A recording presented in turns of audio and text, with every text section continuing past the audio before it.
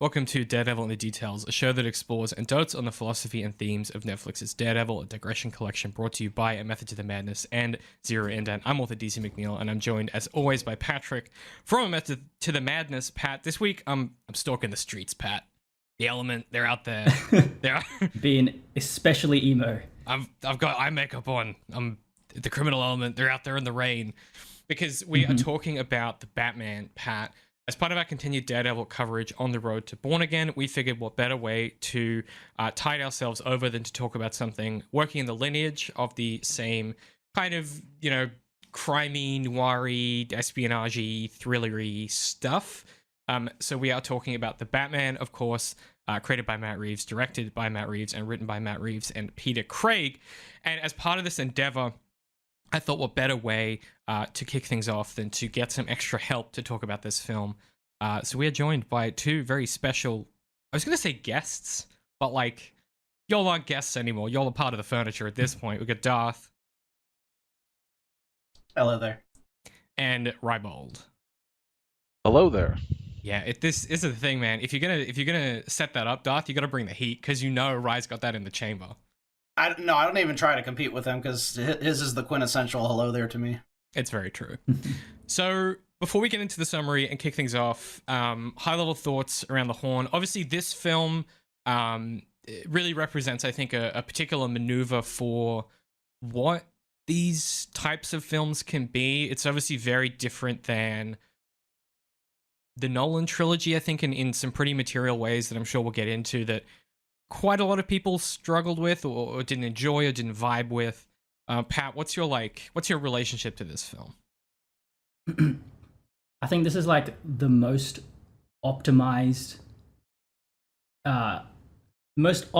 version of the Batman mythos we've ever gotten. Yeah, I'm going to be comparing it a lot with Nolan's The Dark Knight because his is in the context of what we have now, 16 years after that film came out. That film is an anomaly. It's kind of unique and strange. This film is just the most elementary, solid example of the Batman mythology. The script is just the most solid thing I've ever seen. And it's a banger. There's not much else to say. He's done it, ladies and gentlemen. End of episode. It's a banger. 100% right. Yeah, I completely agree. I think the other thing that it does from a purely mechanistic perspective is it looks at a genre and it goes, okay, if we're going to do a neo-noir story and we're going to be doing that with Batman as a character, let's just pick a noir Batman story that we're going to then crib off of and build off of. And you just get this it's such a coherent vision from a genre perspective that is really impressive to me. In a way, I think Nolan's trilogy sort of vacillates pretty heavily between being action and not even crime thriller, but there's this subcategory of Nolan film that in my head is Nolan crime, and Memento is kind of in that space where it's almost its own. It's Nolan's version of what a crime thriller could look like. Tenet is very much like that as well. Philosophy thriller. Yeah, philosophy thriller, exactly. And I think definitely that middle film and that last film of the trilogy are certainly like that. Rye, what about you? What's your relationship with this film? What's your top level on it? It is the slowest of burns that I have ever had the pleasure of enjoying. Usually when I'm describing a movie that's when I say it's a slow burn, it's kind of me saying it does not really a lot happens and you kind of have to stick with it to get to the good part kind of thing. And this is not that way, where this is a slow burn, but things are happening and I have lots of questions and I want to keep going and find out what happens next. So that it's that is the main thing that I have on that. And the other is that the film style is such that it is the grittiness and the realistic look that DC has generally tried to do since with their other films besides the Nolan ones. that they've been, to me, unable to capture. I think they all of those that go for this look terrible, and this one does not. So the combination of those two things made for what I thought was a very enjoyable movie. Yeah, Zack Snyder afraid to make things wet. Matt Reeves not afraid to make things wet. I think that is a directorial difference. This was the moistest Batman we've ever seen. That's true. Keep Batman wet again. Go wet or go broke. Darth, you're probably the biggest Batman head on the call. I think you not only rival, but you surpass my kind of history with the character. For those playing along at home, Darth has an entire cabinet of Batmen. Is that the plural or is it like Batmans? I don't know. He's a Batman guy. And this film, I think, there's like a portion of core Batman guys that are like, yeah, and then there's a portion of core Batman guys that are like, why is he so sad? How does this land for you? What's like your relationship with it as the Batman old head on the call? It's really odd for me to say that like the quintessential Batman for me was the animated series Batman, because that's what my brother and I grew up watching, and we watched all of the films that came out and all of the different subsequent versions and actors that played him, but all of those were just like trying to emulate what the show did, kind of like in my mind. So like when I hear his voice in my head, it's Kevin, whatever his name was. It's that guy. Yes, it is. I'm not saying I hear Batman's voice in my head, just to put that out there, because I saw your... I wasn't gonna say anything, but okay, man, that's cool. So this movie had a lot that I had to get around, because it was in many ways a reboot that was a different type of reboot than Batman Begins was. Like to me, this feels like a reboot that redefines the character in a kind of different way. Like you don't see him go through the training and stuff that made the Nolan Batman kind of like feel like a new thing, but it was also like an original. It was original, but it was also part of the Batman lore in a way that was recognizable. And this was kind of different. It was like something that was built off of the Batman, but was so different that I'm still trying to decide how much I like it. And I think I like it as a movie much more than I like it as Batman, if that makes any sense. Sure, yeah. I think there's plenty of people that have that view. Okay. And secondly, this will probably really frustrate you, because we had we've talked about a lot of bad films, like Black Adam was one, and both of like Ryan and David were like, I couldn't make it through that film, and I'm like, I watched it twice. It was amazing. And with this one, like I've already been critical of it, and David's coming, to defend it because it's an amazing movie, and I am way more critical of this because it's art.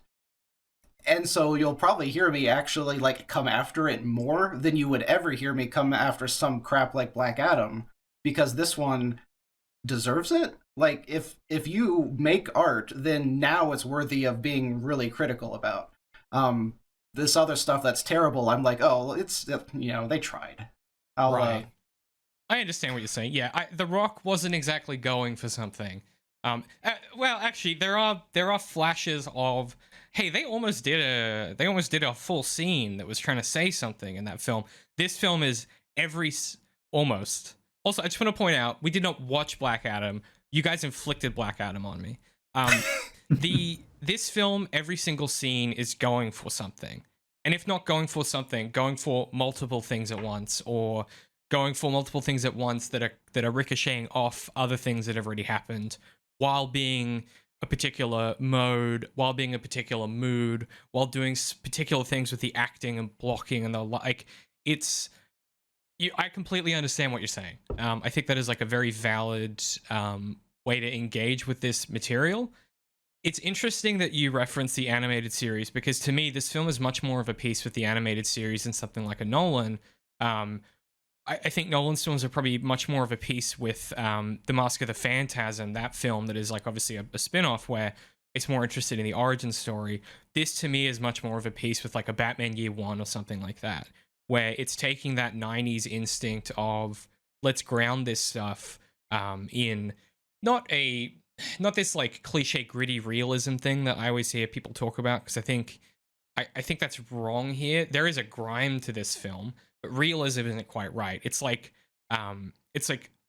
hyper real grunge or something. Like there's some other terminology here that we need that is better than like gritty realism, because this feels much more of a piece with those comics that are interested in the internal psychology of these characters more than they are with the bombast of them. And certainly there's a lineage of comics that go to influence and end up producing the environment where Batman the Animated Series gets made and the source material that's cribbing off of.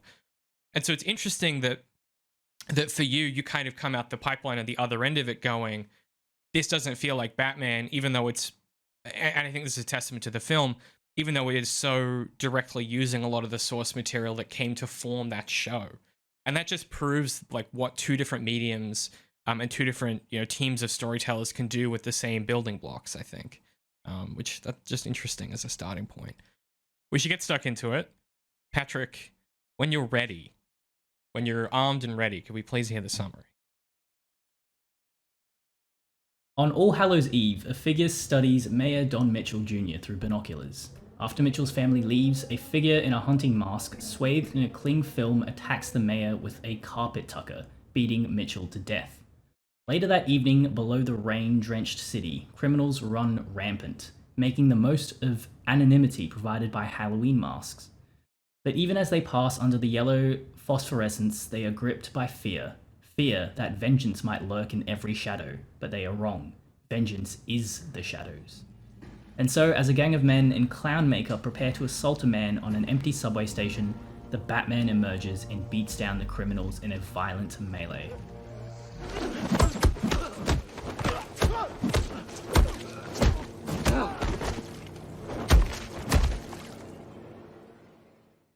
Summoned by the bat signal, the Batman joins Jim Gordon at the crime scene in Mitchell's penthouse.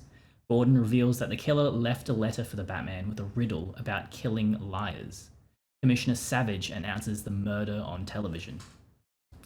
The Batman and Gordon follow the killer's cipher to discover the mayor's severed thumb in his car. They use the thumb to decrypt a thumb drive, containing images of the mayor leaving the Iceberg Lounge with a young woman, and in the background is the Penguin, one of Carmine Falcone's right-hand men. The Batman heads to the Iceberg Lounge. After a brief melee, the Bat confronts the Bird. While interrogating the Penguin about the woman in the photo, Batman notices the serving girl is wearing the same boots as the girl in the photo. Batman trails the woman, Selina Kyle, back to her apartment. Bat lurks on a rooftop and studies Selina from afar. He returns home and comforts her distraught girlfriend Annika, before Selina changes into a leather bodysuit and parkours out of her building, taking off on a motorbike. The Batman pursues Selina to the mayor's penthouse, where she drills his safe to recover Annika's passport. The Bat confronts the cats, and they agree to head back to question Annika about her relationship with the mayor. Back at Selina's apartment, the place is a wreck and Annika is nowhere to be seen.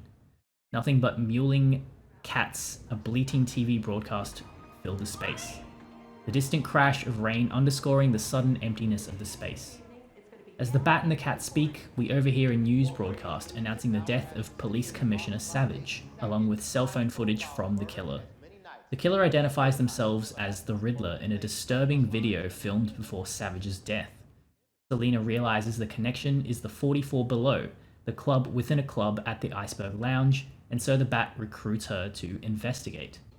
The Batman watches through the contact lenses as Selina scans through 44 Below, only to come face to face with the Penguin and Carmine Falcone, and of all people, the DA. After getting into an argument, Selina takes out the contacts and flees the club.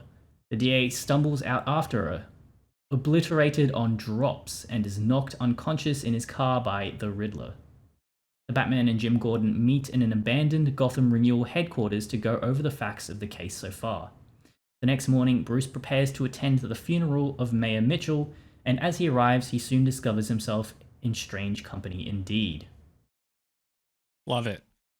Yeah, so basically we're going to be talking up to the, where the funeral begins for this session, and then we'll talk about the next hour next time, and then sort of the conclusion in our third piece of this coverage.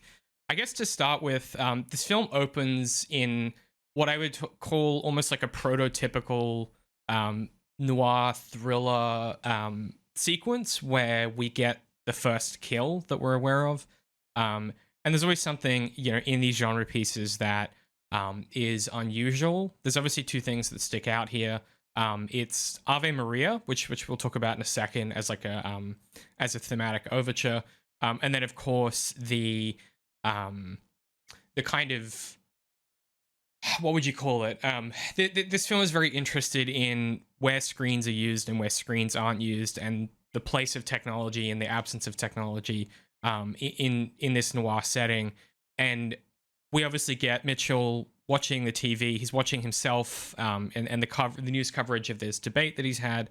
And then, as his kids leave, Riddler comes in, kills him. And I would say, like, pretty standard stuff. Pretty much any noir or thriller is going to start with the first kill. If it doesn't, you often wonder why it didn't start with the first kill. I guess on Ave Maria, I'll talk about that in a sec, and I guess what that song means and why it's potentially used here, and the relationship to the Riddler. But what do you all have on the first scene here? This murder with the carpet tucker, and the kind of the heavy breathing, the cling film, and then the sort of, I don't know what sound you would describe the Riddler makes, but he's like it's like giddy or animalistic when he's doing this killing, right? He's not in control necessarily.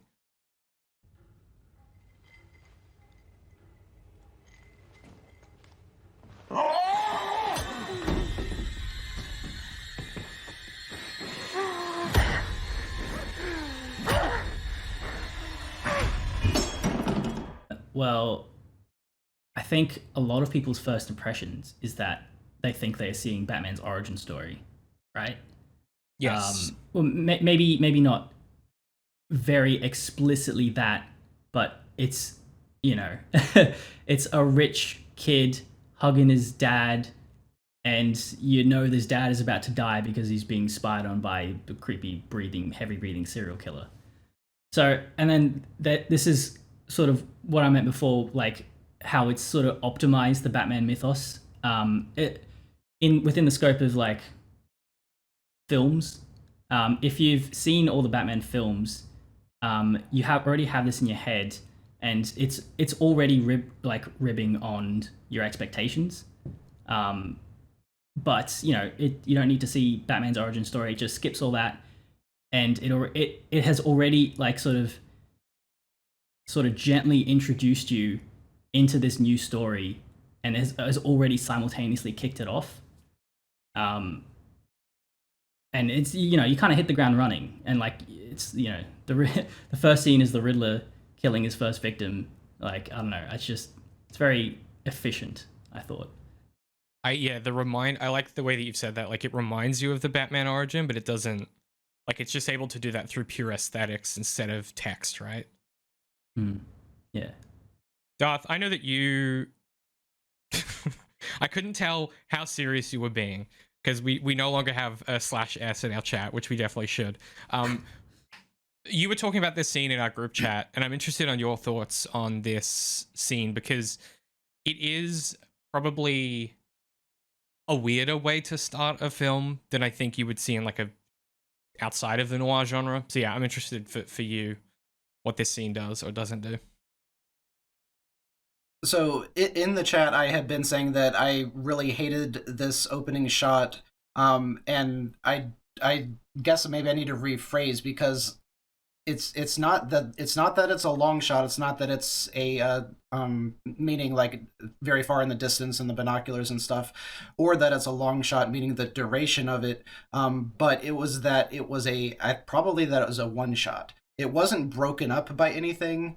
if it had like if this had been when we first hear his like crazy breathing, and we start hearing him like he's okay towards the beginning, and then he starts to see the family leaving, so he knows the dad is home alone, and he's like, my chance is coming. You see his breathing is picking up, and he's getting you can see that he's getting excited about what's about to happen, and that's intercut with him looking through the binoculars and stuff, like something like that to break it up.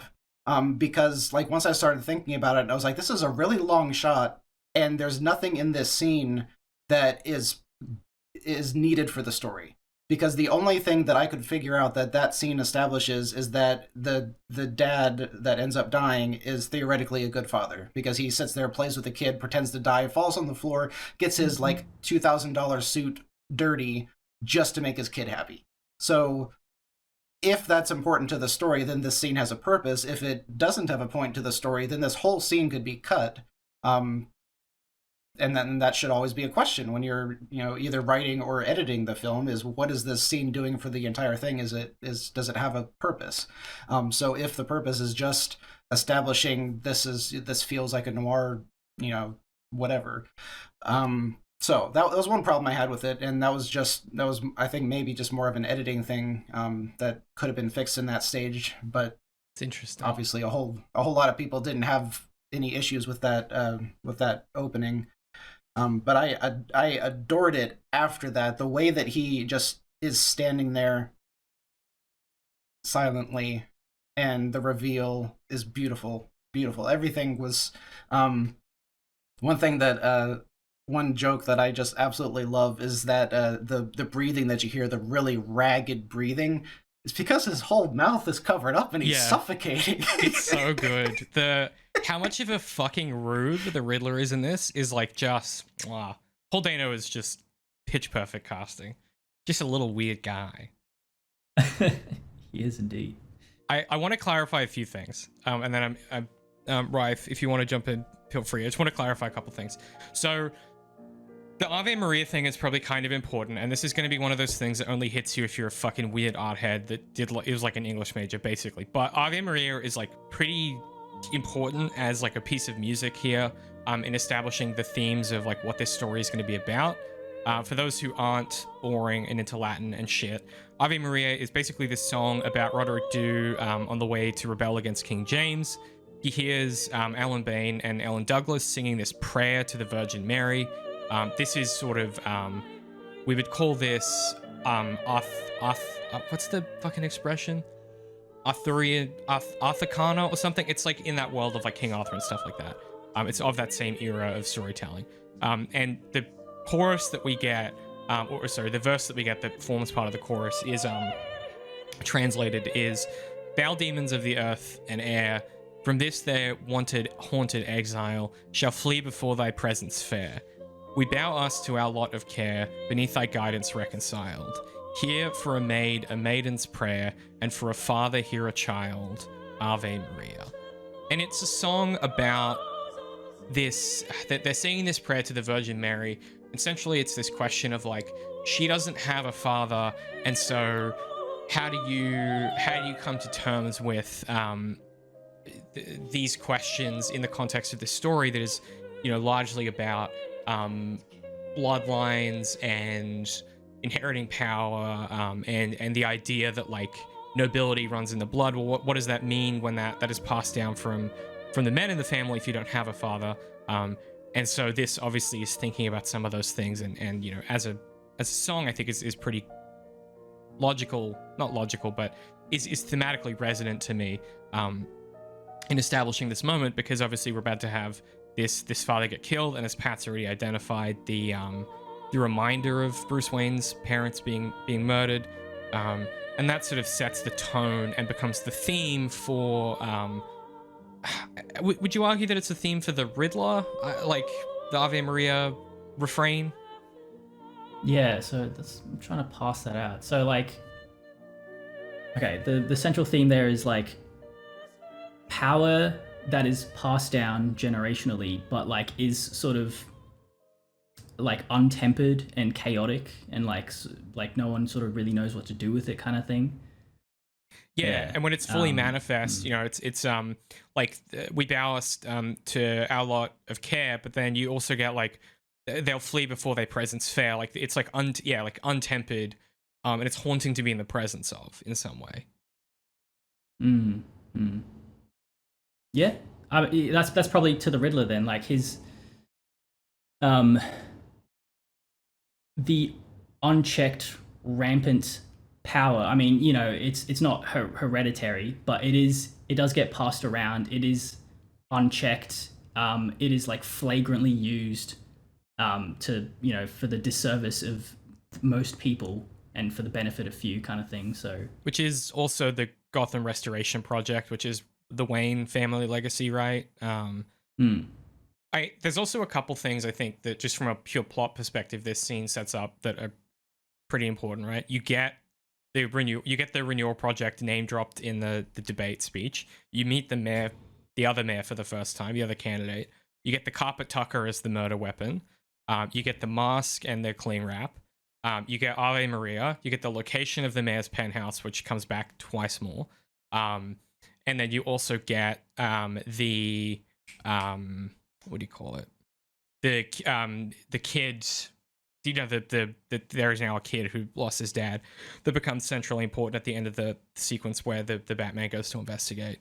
So there's a lot of like plot piping being laid down that feels quite organic.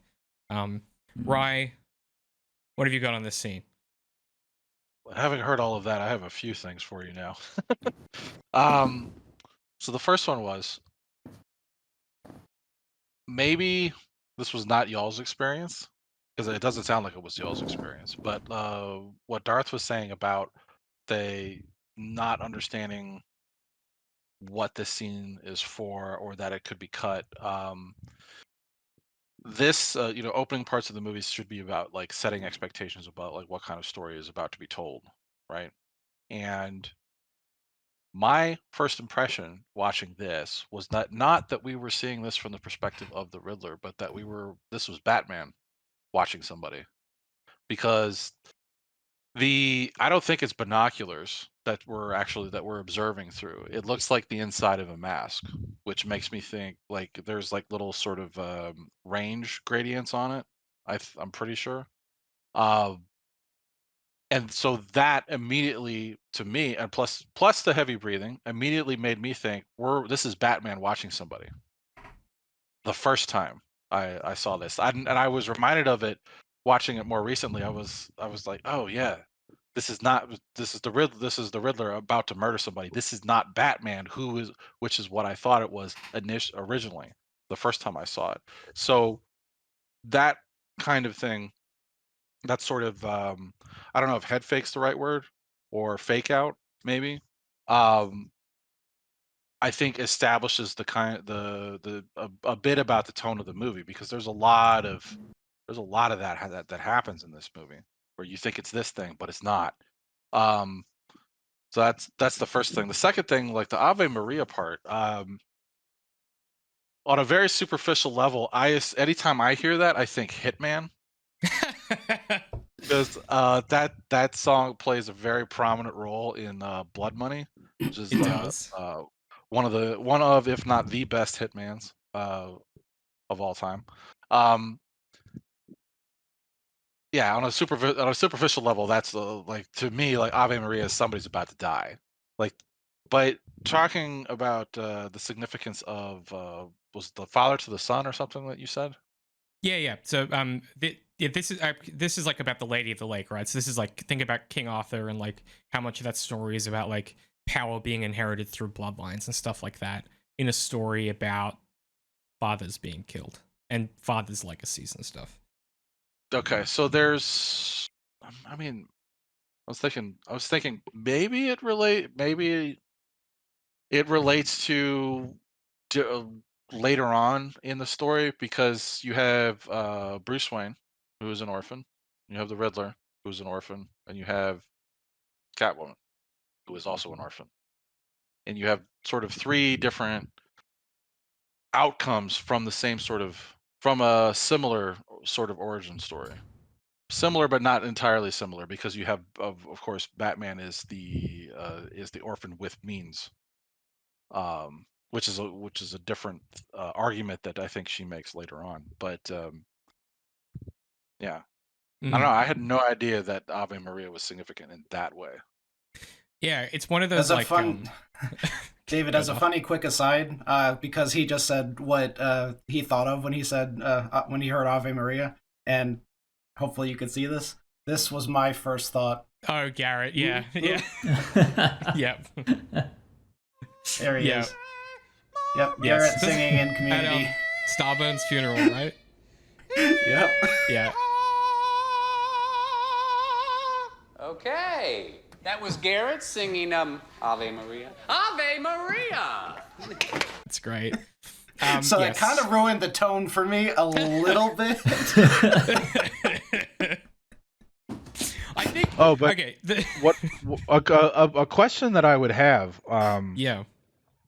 and I think I had this when that I haven't figured it out, and maybe you could shed some light on it. But there should be a significance to the weapon chosen. Mm-hmm.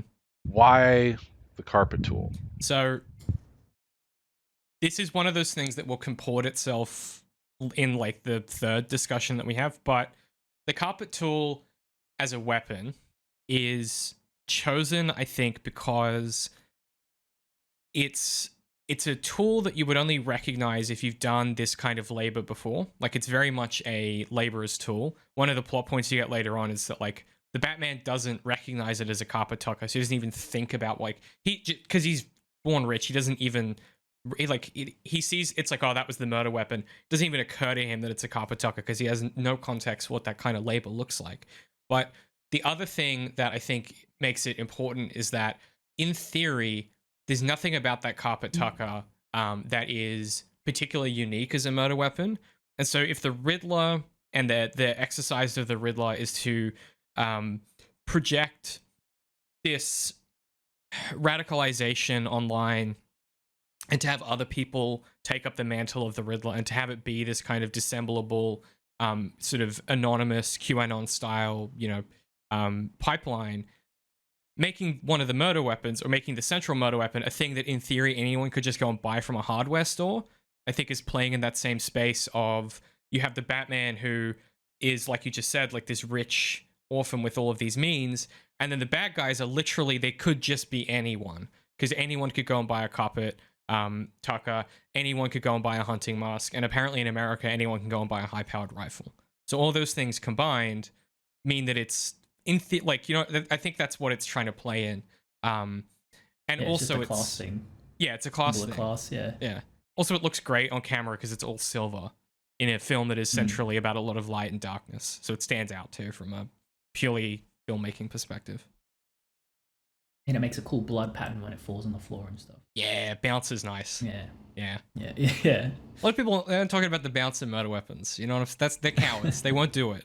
Over on those true crime podcasts, they're not talking about murder weapon bounce. That's the kind of service you get here that you don't get elsewhere. It's the kind of forensics we focus on. That's correct. Yeah, it's a very scientific show. Okay, I want to talk about one thing really quickly before we get into for those who have already figured it out. The reason we're spending so much time in this scene is it sets up what the thing is.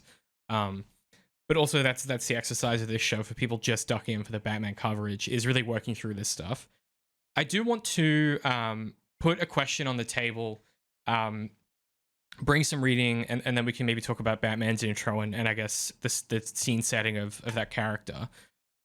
One thing that you guys may or may not be aware of, I know Darth might have it in the back of his head from our Sherlock coverage, but the detective genre and sort of the noir subgenre, that sort of hard-boiled detective as it started, is one of these things that there's a lot of contention in postmodern discourse and academia around like what actually is a noir. I'll bring you something from Hassan Gurkan in a second, but think about Chandler, think about Woolrich. There's this question that emerges in sort of the early 2000s off the back of the 90s grunge movement that sort of infects the noir aesthetic. And, go watch Heat and tell me that, like, there isn't a moment in time where people like Michael Mann aren't tapping into this stuff. There's this question that emerges of, like, is noir a genre or is noir a series of aesthetics? And to what extent you want to argue that any genre is just a series of aesthetics that help coordinate a audience expectation, I think is a whole other question. But I want to give you this from Gurkhan, and then I'm just kind of curious to see how this hits you in the context of this film. So there's some names in the start of this that will mean nothing to you, but just try and focus on the content of the outcome of this. This is from Gurkhan's piece. Schrader underlines that Raymond Dernot's The Family Tree of Film Noir work assists for film noir and genre discussions. He states it is not defined, as are the Western and gangster genres, by the conventions of setting and conflict, but rather by the more subtle quantities of tone and mood. It is a film noir as opposed to the possible variants of film grey or film off-white. Film noir can be described with its dark atmosphere and psychology. Paul Schrader says that film noir is also a specific period of film history, like German Expressionism or the French New Wave.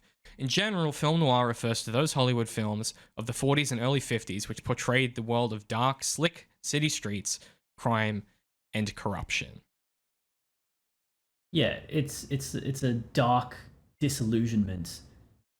Post-war, coming back from war where conflict is open and apparent, to the maze-like cities of 40s America, where people get murdered in alleys and no one finds them for days, and everything is not as it seems actually, and it's a complete, like, just completely confounds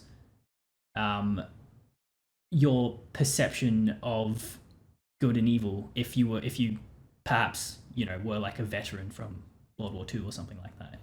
Yeah. One day we'll do a playthrough of LA Noire as, like, for this show, because I think that to me is the perfect encapsulation of that, where it's these men who come back from the war having done these terrible things, capable of these terrible things, who find themselves so easily corrupted by the city and by the other people that have come back from doing these terrible things, that they don't even blink as they keep crossing lines and they keep doing worse and worse things. And, you end up in that story playing as a main character who is, like, fundamentally a really bad dude. And it's not until you get later into that story and you get your sort of second protagonist that you have a point of contrast where you go, like, oh my God, like, Cole is, like, he thinks he's a good guy and he's really not. And this is certainly of a piece of that moment. I think it's interesting that that the quote that we get, the quote that Gurkhan pulls from Schrader, I think, around it feeling like a specific period of history, is something this film gets really, really right, where this feels... It's such a weird sentence. This feels like a modern film set in the 40s, but, like, comported, like, modern technology comported to the 40s. Like, we'll talk about it, I guess, a bit when we get to the Batcave, but, like, even the technology is, like, weirdly analog and radio, but also very high tech and modern.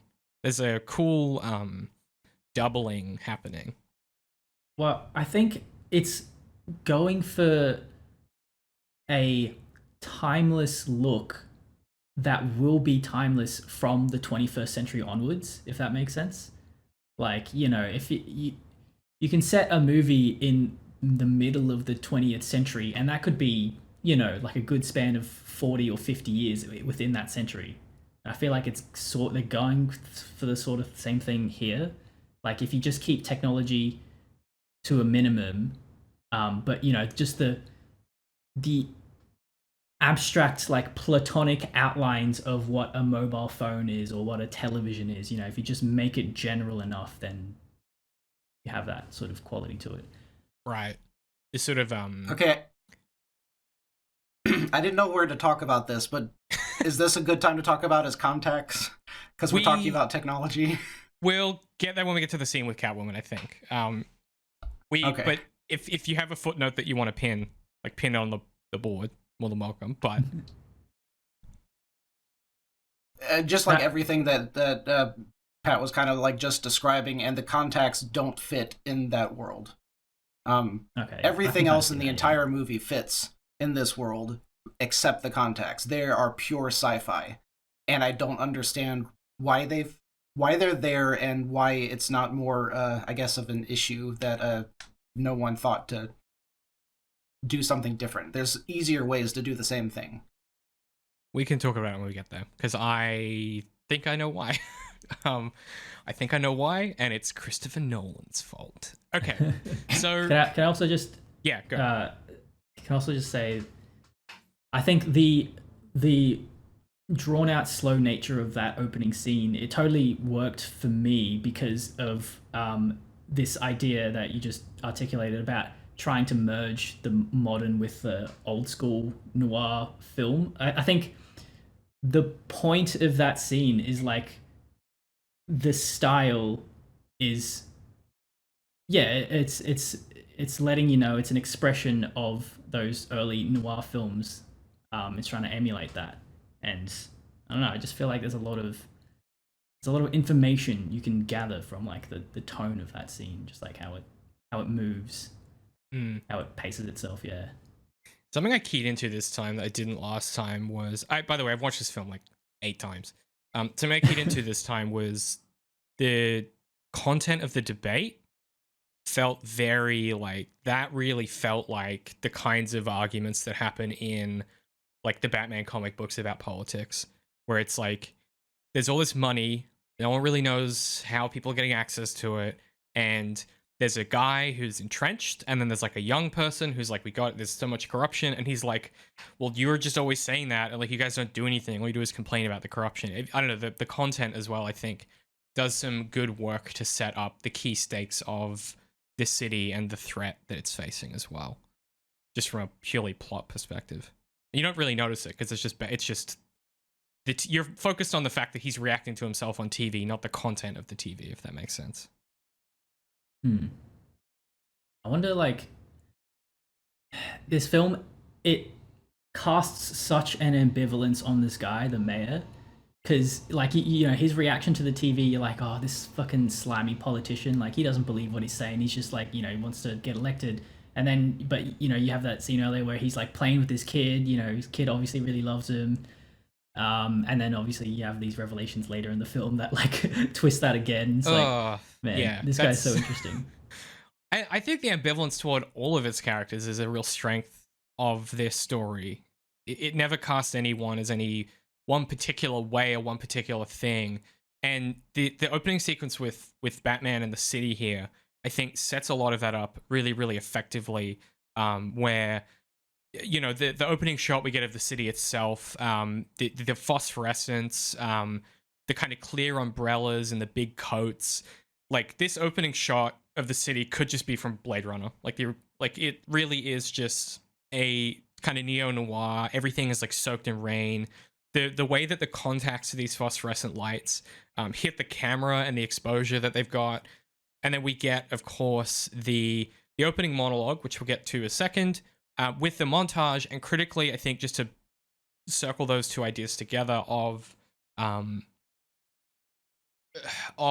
ambivalence and things. Ryan already said it before, but like things seeming a type of way and then never quite being that type of way.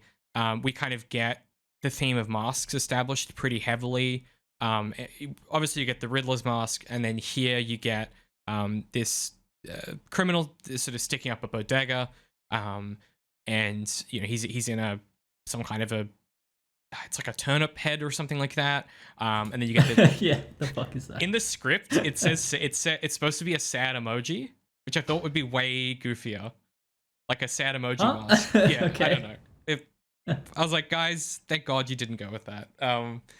Then obviously the Joker joke, we don't know that they're Joker, but like the clown gang are wearing makeup, which is like another form of masks. And then obviously you get the Batman's mask and then the eye makeup remaining afterwards. There's just like, it's obviously indelible to the comic book superhero genre, but in particular the noir genre of there are masks that you wear that are physical masks, and then there are the fictions that we hide behind, that we lie to ourselves about, we lie to each other about. And there's just something in this film about the level of constant deception and reversal that you get, and the constant reveals that feel. It never feels like someone being like plot twist. It always feels like you go like, damn, you too. That sucks. Like it feels inevitable that someone turns out to be a scumbag. Uh-huh.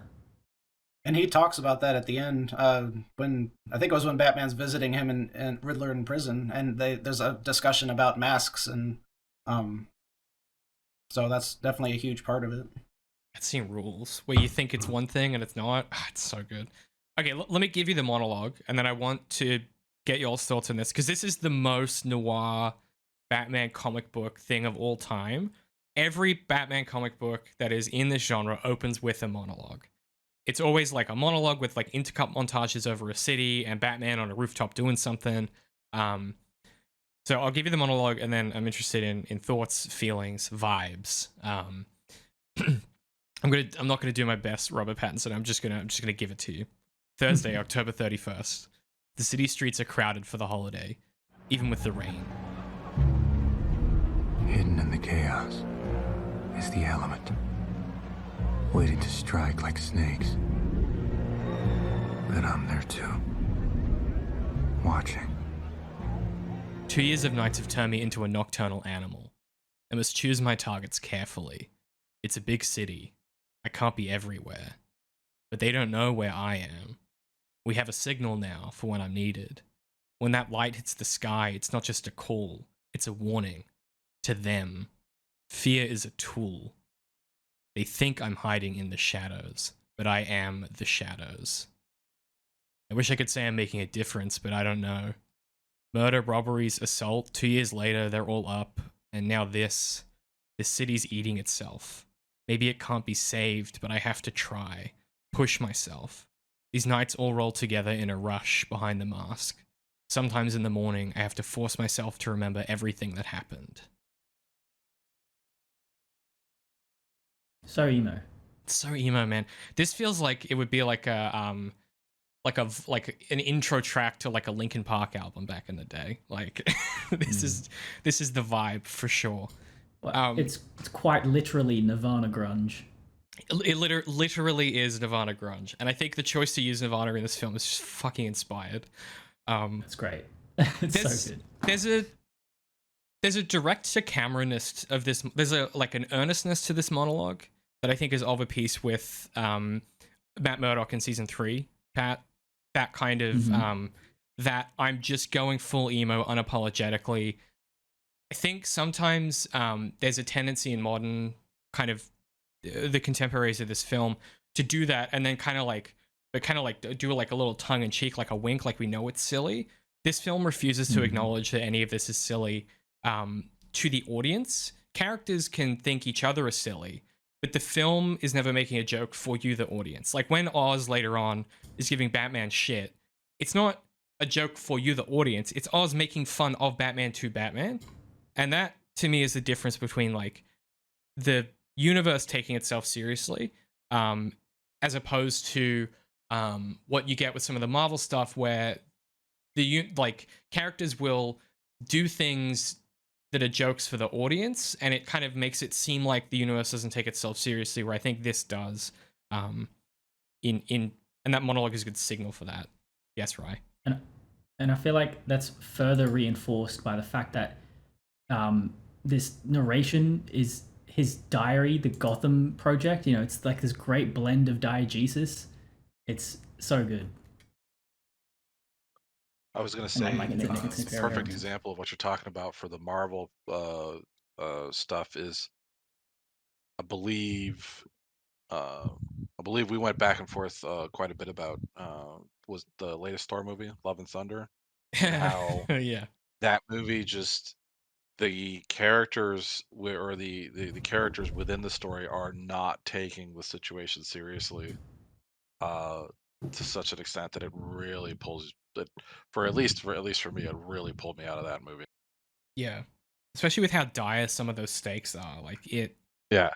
it's like, okay, like your ex-girlfriend, terminal cancer, god-killing guy, and you guys are just butzing around. Like, this shit's real, man. Like, yeah. You got Christian Bale into a Marvel movie finally, and that's what you do. Y'all got a Batman in there, and this is what you do with it?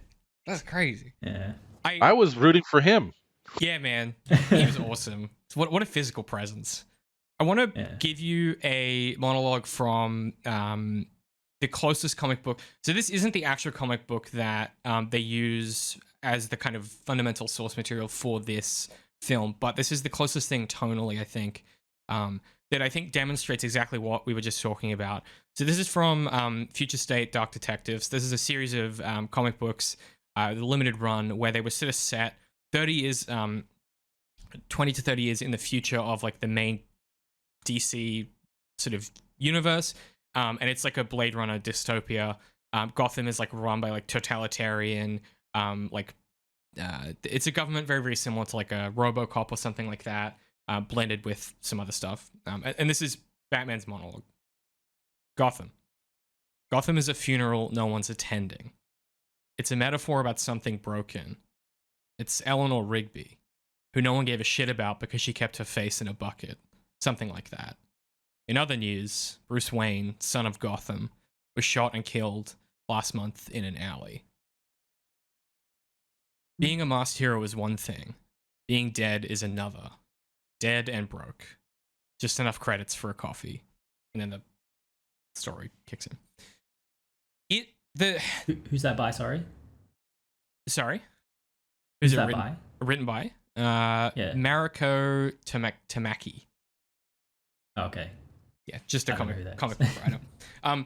But what's interesting about it is, I think the line in particular where it sort of starts as that serious thing, and then it's like the little sight gag about like, it's Eleanor Rigby who no one gave a shit about, but something like that. Like it goes from being serious to like then glancing at sort of being ironic again in a way that the one that they have Pattinson deliver just doesn't. Like there's no irony, there's no wink to camera.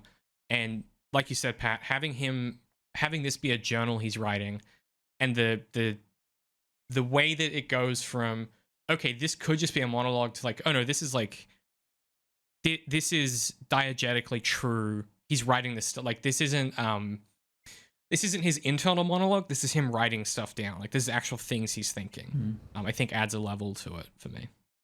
But yeah, and like framing the Batman as this like nascent project, like I think is what gives this film to a degree that noir tone. It's about like desperation. It's about like a scrappy, use whatever means necessary kind of situation. Right. And it feels like this might be the last thing. Like he's tried everything else, and this is the only thing he's come to that seems to be doing anything. Well, I think the last part there also, I was going to say hints, but that's not the right word at all. It's kind of like a blatant statement that he's got deep psychological problems now. Yeah. Oh yeah. This guy is not. He's got to go out and beat people up and get his fix. Yeah, dude. Other details here that are great. You have the classic. This is in Arkham City as well, I think. The classic graffiti on the front of Gotham Bank, which is like BROKE, like the banks are broke.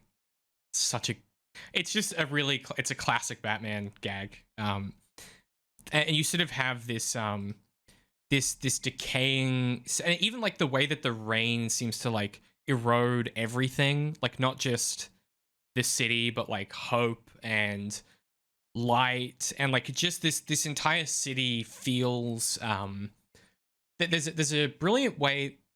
Yes, that's exactly right. And I think there's a way that Nolan's version of Gotham is Chicago, basically. This is Chicago plus like the shittier boroughs of London plus like the shittier boroughs of Northern Ireland. Like it is taking some of that Gothic infusion from Europe, and that, they shot quite a bit of this on site in the UK. And I think that blend of the American and the Gothic produces a feeling to the city that I don't think we've seen before on film. Maybe outside of that first Burton outing where it feels very Gothic. And I think that is also a really unique point for this montage in how it sets up the vibe of the city, more so than it sets up more so than the specific diegesis of what's happening. it does a very good job of communicating this is the tone and this is the type of stuff you're going to be seeing throughout, while also giving us a few locations that we'll be coming back to. You can smell the city, all the smog and shit. Yeah, you know, Like, this place yeah. sucks. Yes. Okay. So Yeah, now I definitely. get to disagree with everything that you liked about it, right? It's normally what happens, yeah. That's what makes this fun. It is very odd that like everything that you just described was the opposite reaction that I had, at least on my initial watch through. When he starts the monologue, you were talking about how it is so obviously not for the audience, and I hated it because it was so obviously for the audience. I'm like, Batman doesn't just like sit here and talk. But this comes back to editing for me. If they had started with a shot of the journal, you see him writing, you hear his mental voice as he's writing, then cut to the street, then we're seeing the guys spray paint the bank, cut back to the journal, we hear him talking. Now it all ties together. Now it is not obviously something as I see for the audience. It is now connected to Batman, but you don't get that until the scene is already over. And then you see the journal and you're like, oh, that was all diegetic. But at that point, it's too late. It already happened. You can't go back and, at least it's hard for me to go back and reframe my initial concept of what we just saw, you know? Because at that point, I'm already frustrated. I'm like, why is Batman he's not Shakespeare. Why is he doing this thing? And then, like, at first, I was really annoyed with the type of the stuff he was saying because it was so emo, like you were saying. But then when you're like, he's writing in his journal, like he's getting his heart out there, and I'm like, oh, that makes sense. If I had known that ahead of time, then this whole opening scene wouldn't have been so like ruined for me, quote unquote. So I had a much different experience with that opening scene, even though now I'm okay with it if they had re-edited it slightly. It's interesting. I think I had kind of a similar reaction the first time. I was like, I remember thinking like, oh no, like voiceover narration, that's pretty bold. Every time I always think of seeing an adaptation with Robert McKee. God help you if you use voiceover narration. Yeah. God help you. Also, we don't give that man his flowers enough for doing that on like saying a thing he doesn't agree with on anyway. Awesome, but yes, yeah.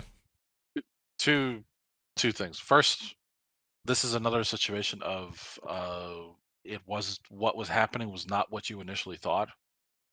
Yeah. This is right after the part where I thought it was Batman and it was actually the Riddler.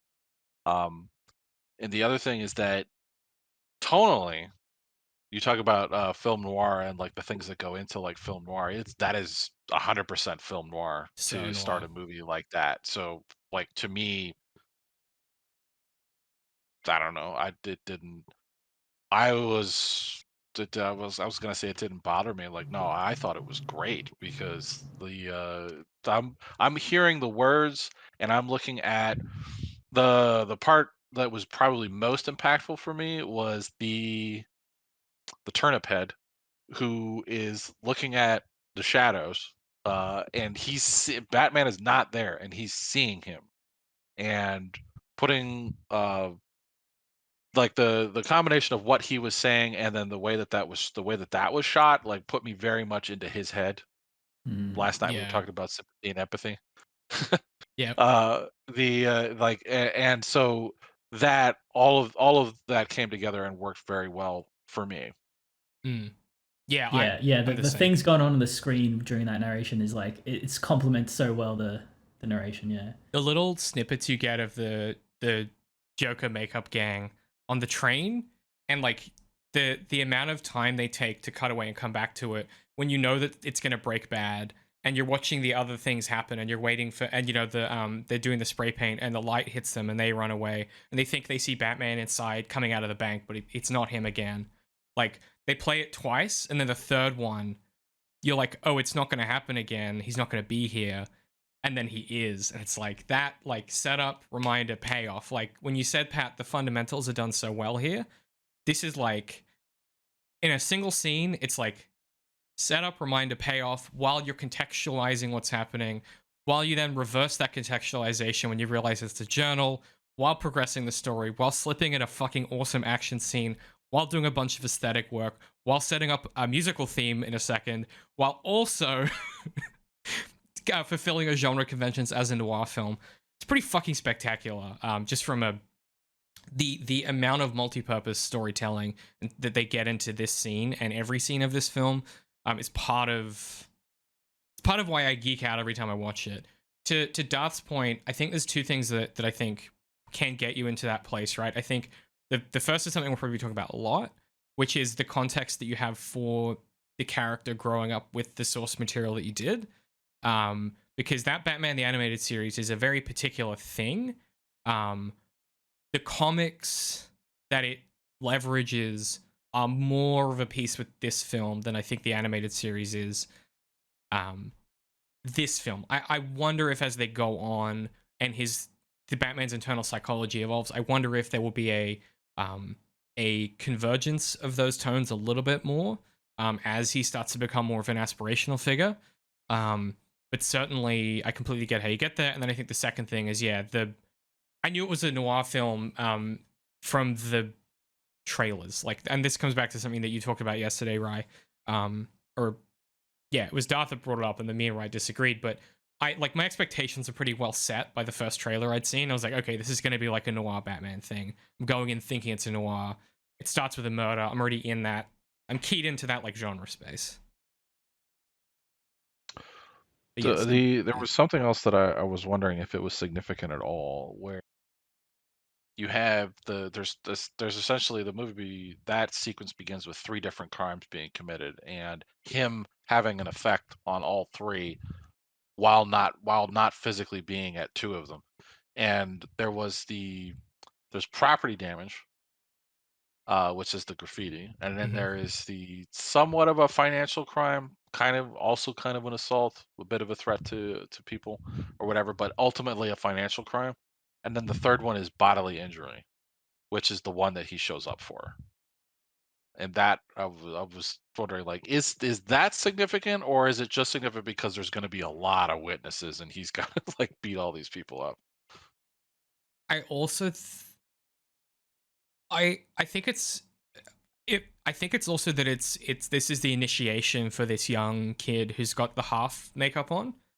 And I think the reason why the intervention there is more significant than just that it's physical bodily harm is that it's preventing the deepening of the organized element.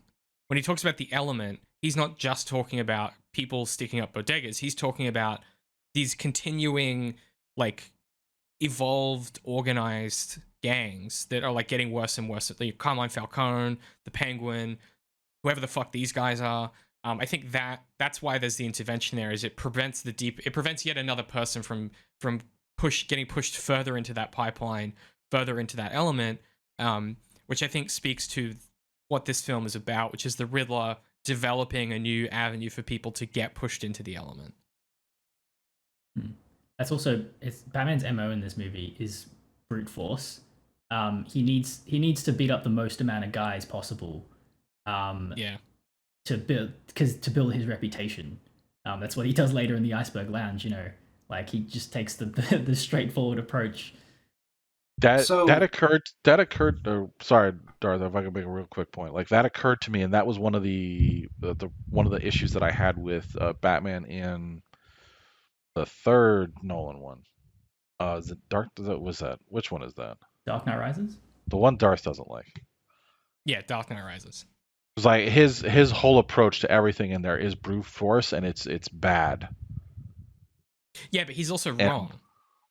He's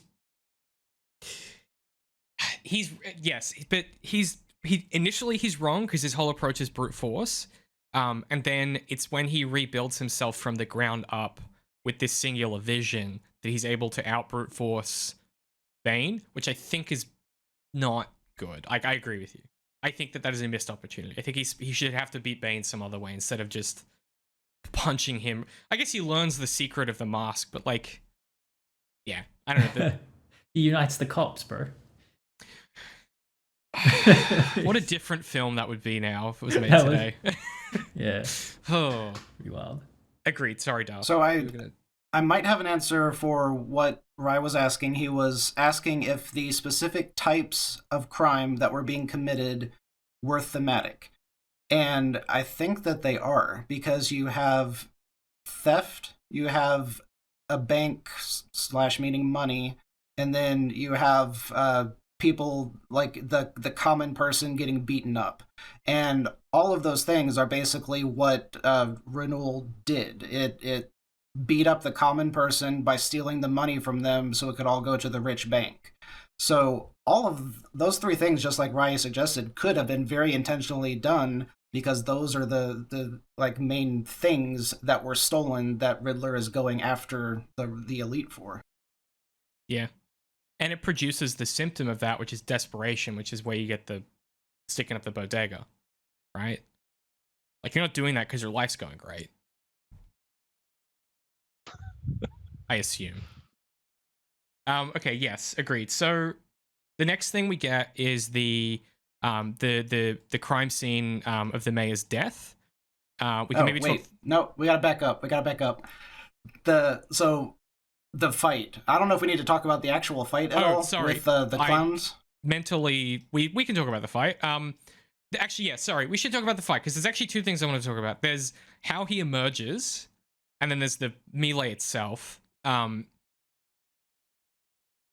Two things I really like. I talked about this in the video I released right when the film came out, but the first thing that really struck out to me is, and this is true of the whole film, is the sound design is such a critical element of this film. I watched this recently, and the Patreon bonus for this episode of the ZeroIndent review will be up when you're listening to this. The Patreon bonus is me and my brother talking about it afterwards. We watched it on his like big fancy new TV with his like kick-ass sound system, and like this film just is so sonically impressive, and the sound of, you get the rain and stuff like that, and you get the I'm not sure what, it's not like a chime or something like that, but like you get the sort of like there's a sonic signal that kind of, it's like I'm not sure I'll drop it in the edit, you'll be hearing it. I think he hits a pipe, so the pipe echoes when Batman's in the hallway. And then he starts walking, and then you hear what you hear from the darkness is like the crunch of boots. And then as he gets closer, you get the slight modification of this, like, it's like the crunch and then a slight jangle from his equipment that almost sound like spurs. And then as he sort of emerges, you get the silhouette, and then he comes out of the darkness, and they're like, oh, and then they're suddenly like, oh shit, it's him. Like, they go from like, oh, like, you know, who the fuck is this? And then, you know, the guy runs up on him, and then Batman just fucking like drills this guy down in an instant and beats the shit out of him. It's like, he's like, I'm vengeance, and then it kicks off. But that setup and the little tension production and the tension payoff, it's great stuff. It's also, it's a building on the Nolan established mythos of like Batman using fear as a weapon, like established as in like cinematically established. I know that probably goes back pretty far in the comics. It isn't really in the like, other films though, to be like, you're right, it is Nolan where he brings that to the screen for sure. Yeah, and then that culminates, or that climaxes with the twist of saying I'm vengeance instead of I'm Batman. I feel like that was another cool little meta nod. Yeah, and this is very Daredevil as well, having him take on a bunch of guys, and a couple of them get up a few times and he has to knock them down again, and you know, it's really scrappy and physical. Yeah, Darth, what are your thoughts? Specifically, I want to talk about why these people were chosen, because that was the monologue, was I can't be everywhere, I have to choose my targets carefully, and then he chooses these targets. And I think I have a good explanation, but also it's a critique. But what are y'all's thoughts on that? He needs to be top fear dog. These guys, they're not allowed to inspire fear. Batman's the one who inspires fear. The other guys were rightly scared. The turnip head, he was scared. The other guy, he was scared. These guys, they need to be taught a lesson. 100%. They think they can scare people? Oh, is that what it is? Yeah. Oh, is that what it is? You think you got it like that? I see. He's the fierce sheriff around these parts. Yeah, and that's gonna trickle back to that gang, and they're gonna be like, man, we got jumped by this fucking shadow, man. I was crazy. Like, it's gonna come, you know, filters back to the organization, and as Pat said before, I think helps build his rep as well. So my thing. Oh, go ahead. Go ahead. I was gonna say my thing was in an initial question was the that I posed was that the significance is, you know, he doesn't care about the money, he doesn't care about the property, and he cares about the people, and that's why he chose that particular one. So my theory is that we see him watching on the train, and at this point the Jokers are just watching video of other people that they've beaten up. So Bruce has seen that they record their crimes and then review the crimes together. So the reason he chose them was to get his fear out there in a way that just one person wouldn't, if he just took down one of those people, just one person telling a story. So like you had just said, having a group of them tell a story is fantastic, but having it actually recorded and then shown to people is even a step higher. They're like, no, this isn't made up. Like, look, we got him on shaky video. So what I think that they should have done to really enforce that is, like, in the fights going down, and the dude like puts down the camera and he like looks up and is like, pick that back up, and he's like, keep recording, you know, something like that. And maybe that's too far, but like I think that's where they were going for, why because they a couple times centered on the camera that they were recording the guy, and he's like, beat him up, we're gonna film it. Like they centered on two different shots. The first time on the train or subway, and then the second time when they're about to beat up the guy. So like that the recording was somehow central, and I think that was because Batman wanted to use that recording to get his fear out there. Alternatively, it could be you're keying into the idea of they've done this before. It's not a coincidence that he's watching them. Yeah. That is more how I read that. And then also, like, the other element of, like, I think that could be that you could read it that way, Darth, 100%. I think it's more effective if you think about it the other way, which is it's actually better for him not to be captured on film, because then he stays as this mythic figure that no one quite like understands and like seems to define Jaws logic. underwater. Jaws underwater, right? And it's only when the fin emerges that you go, shit, I'm in trouble. I think Batman is still in that space right now. He's not ready to come into the light in that way. But yeah, that is interesting. I also think like the filming of the crime, you know, the filming of the crime and showing it to the kid. I think that comes down to you can read that as much more sort of, I guess we'd almost call this like ahistoric for the moment that it's trying to crib off of. But you know, the ways in which certain radicalized right-wing pipelines and things like that will have certain things they always come back to as proof of the thing, or something they always return to as material that proves the thing. But that material is rarely replicated outside of the original sort of capturing of that thing, and it's very, very rare for you to get future references and future captures of whatever that material is. But that becomes the foundational thing. It's like, well, this is what we do, and you know, look at however you want to read filming that crime is, like, look at how fucking funny it is, like we beat up on that guy or whatever. But like, most of the people in this gang aren't doing this every single night. And it's only when they're in this big group that they feel safe to do it to this guy. Whereas in that video, it's, I'd have to go back and watch it, but I'm fairly confident it's not a big gang. It's like one or two guys mixing it up. I think there's just a keen understanding of the way that this type of violence manifests. And I don't know, you can feel, I think, Reeves having a pretty comprehensive understanding of what makes these guys scary, and it's that they're egging each other on, right?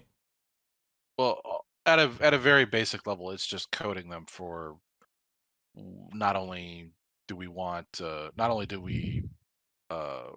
okay with Batman beating the crap out of him, but we want him to beat the crap out of them. It's kind of like in the Joker, when his similar situation on the train.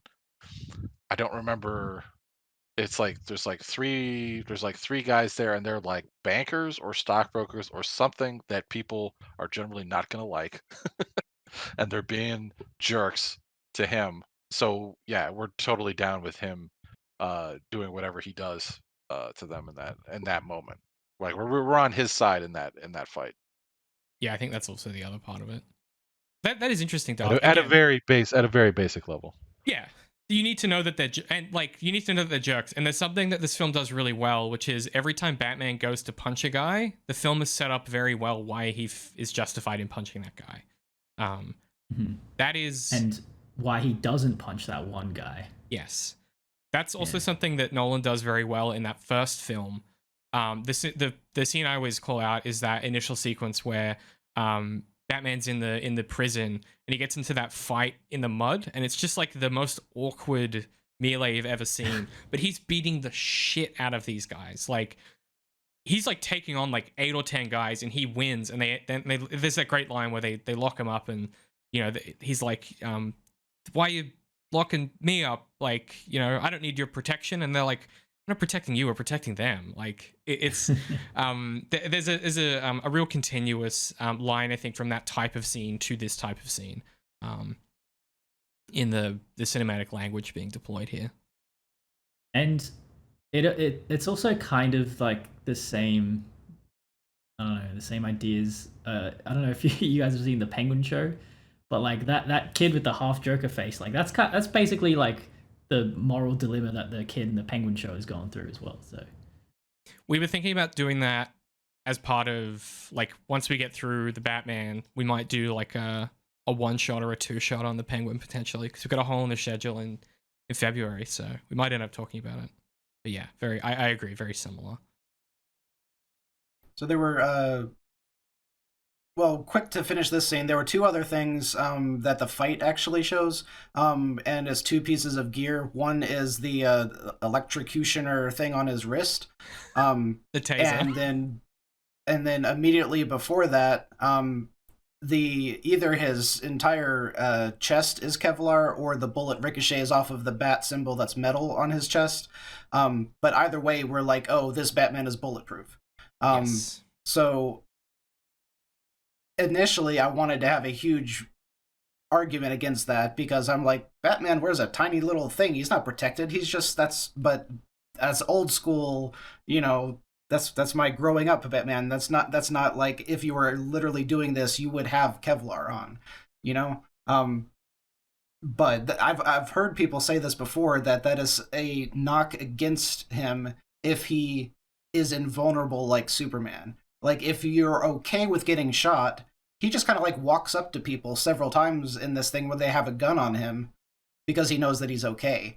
And that's not the point of this type of character, I guess. I've seen that criticism before. I think it misses me a little bit because he does get in, like, okay, he is bulletproof, but getting shot still sucks. Getting shot hurts. Later on, he basically almost gets knocked out by getting a shotgun to the face, like to the head. Like, it changes the stakes for this character, but it doesn't make it any less threatening when he's being shot, there is damage being done. There's a scene later on where he uses the darkness of a corridor to take out some guys with machine guns, because presumably if he walked up to them, they would just shoot him in the face. Like, there's still a sort of I understand that challenge that this presents, but I also think this film is not afraid to put something like that in here and not flinch away from it, and not be like no one sits down and goes, if you shoot the joints between the shoulders, that's his weak point. Like, it just commits to the thing, and it lets it be the thing it is, and it doesn't feel the need to explain why it does it. Yeah, I guess like the difference is that, like, Bruce, when he's Batman and someone pulls a gun on him, he uses a shuriken or something to that effect, or he disappears into the darkness and then hits him from the side. He's not directly confrontational in most of my experience with Batman. But if it's like Azrael that is pretending to be Batman, he'd just go right at him and knock him. So like that's why this felt so different. It's like such a character switch, which is all just based around the amount of armor that he's carrying. It didn't ruin anything for me. It was just something I really noted, because he doesn't have the same kind of like ninja-esque fighting style where he's not avoidant in a whole lot of his stuff. He doesn't do like as much, I guess, like dodging, and he doesn't use the batarangs and that kind of stuff, like typically you would see in Batman stuff. Well, that is the knock on the Batman in the third Nolan film, is that Batman has gadgets, he's got tools, he's got tricks, and he uses none of that in that movie. He just goes in and he's like and then he loses. Well, this is kind of the same way. To be fair and balanced, he then tries all of his tricks on Bane, but none of them work because they're all Bane's tricks. The difference here is that this is a starting point for this character. This is like raw, unrefined. Like, he doesn't know what he's supposed to do yet, which is, I think, why he's like this. There's an elemental quality to this Batman. Like, he's Prometheus just come out of the ooze. Like, he hasn't figured out. There's no refinement. There's no consideration for this stuff. It's just like, I need to be able to take a bullet. I'm going to build a suit that's going to let me take a bullet. He's been doing this for 2 years. That's not a lot of time in the Batman mythos. By year one, Batman, like, if you think about the stuff this is building off of, year one Batman in particular is very much like this. He has very little theatrics yet, outside of, using fear as a weapon. Like, he just isn't there yet. And I wonder if this series will even be interested in getting him there, Plus, if Alfred is the one training him to fight, which we hear later on, then he's probably cribbing off of his military training. So it's not going to be the same kind of martial arts that we'd seen historically for Batman, which answers several of my questions as to why he is physically so different in these fights. And it's like literally a different martial arts style that this guy is using compared to what I'm used to. I feel like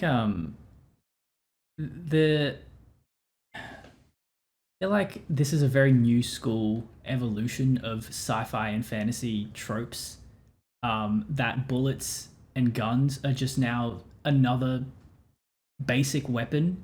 Like, 20 years ago, like, Kevlar was like, oh my god, it can, like, it's so efficient at stopping bullets.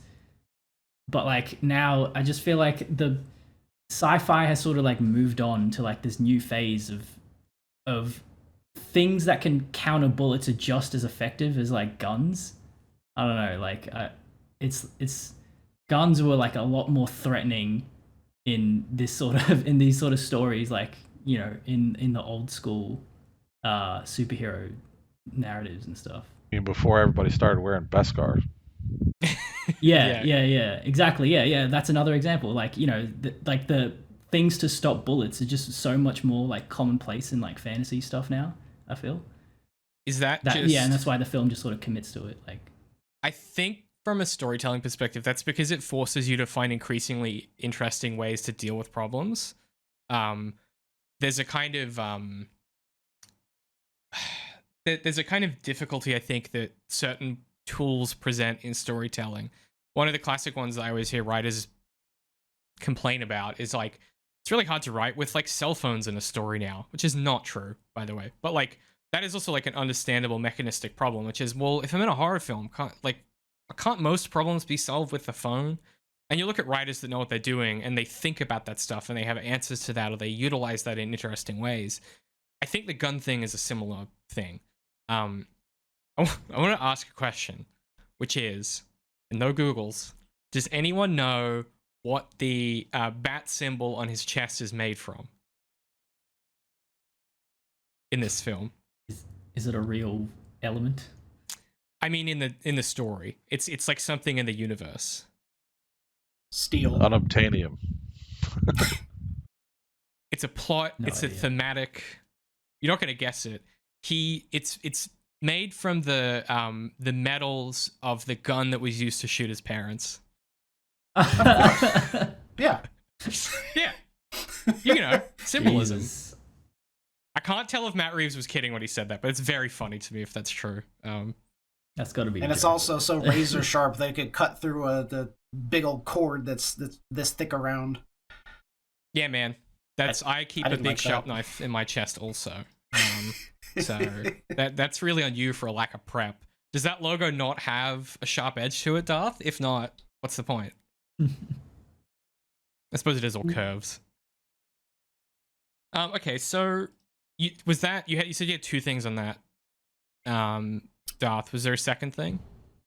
I guess the electrocutioner bit, because it was two pieces of tech that we saw in that fight, and I don't think we ever see that happen again with the electrocuting an enemy. Which, I mean, part of that brings up, like, why would he never use it again? It's like Kylo using his powers at the beginning and then never using them again, and Batman has a power that he never uses again. Is that necessarily a problem? No, but I don't know. It's just worth noting. Yeah. It makes you go, huh? And, like, sometimes that's what a story should do, is it should create little threads that don't actually go anywhere, because that creates texture. So I would say, or my answer to that would be, that establishes that there's more to him than just the body armor. Because you remember when later on when he escapes from the cops, he runs up to the top of the building and like pulls a thing, and suddenly it's a wingsuit. Mm-hmm. Yeah, it's a good point. And it also could have been, if we're giving them like a lot of credit for the writers, that this was right after he was shot, and it hurt, like David was saying, because the Kevlar doesn't absorb everything, and he was just angry, and so he fried the dude's brains because he was angry. And we don't see him do that again because it's bad to fry people's brains, and he's trying to be a good guy. So, like, that all could have been planned out. But then at the end, he gets shot again, and he doesn't use it. So if he uses it again, then you're like, okay, they use guns on him, he can electrocute them. So then that's consistent. I don't know. Maybe. I just think it's interesting that there's a lot of this, and this is maybe my point earlier about this film containing such multi-purpose scene work and storytelling that we will end up talking through this whole film, and there will be multiple scenes where you can go, oh, well, you could read it this way, you could read it that way, or you could read it this way, because there's so much going on in every scene that is a specific mood and vibe. Like, I think that's a testament to this film doing the thing it's doing best. That's why it's a great rewatch film, because you can rewatch it and be like, I wonder if that is why. Or, I think this might be that. Yeah. And we're not even 10 minutes into the movie. No. I was going to say, do we want to take a break here, or do we want to take a break after the crime scene investigation? I was also going to say I may not be able to continue much past 9. That's okay. You can tap out when you need to tap out. Okay. Well, in that case, should we do the... Go until then? Sorry? May as well go until then. And yeah, then we can take a break. Yeah, because I have to reset the scene and stuff. Yeah. Okay, cool. So let's talk about the next thing that we get is after the melee is we get the crime scene of the mayor's death. The kind of setup here is pretty straightforward. The mayor's been killed. We saw that obviously in the opening, but he's now sort of covered in duct tape. He's got his blood, his written liar and stuff like that on his face. And Jim Gordon brings in the Batman to the crime scene. And there's just some really little details here that I think are really effective. The way that Batman is noticing things that the other guys aren't, that how tall he is.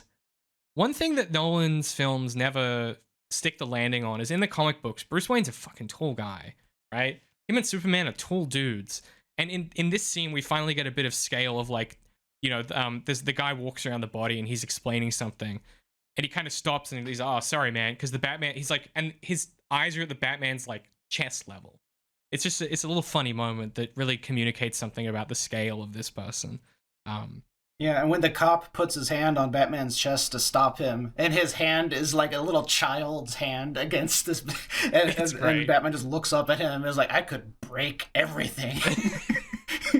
By the way, one of my favorite like jokes in this movie is how that guy hates Batman, but he loves Bruce Wayne. Yeah, it's great. So funny. Yeah, that's right. Because at the funeral, he's like, "Oh, it's Bruce Wayne." Yeah. Yeah. Oh, hey, Bruce Wayne. That's who's that shithead? Is it Flash in the Spider-Man films? Who like fucking hates Peter Parker, but he loves Spider-Man. Oh yeah. It's a similar kind of gag.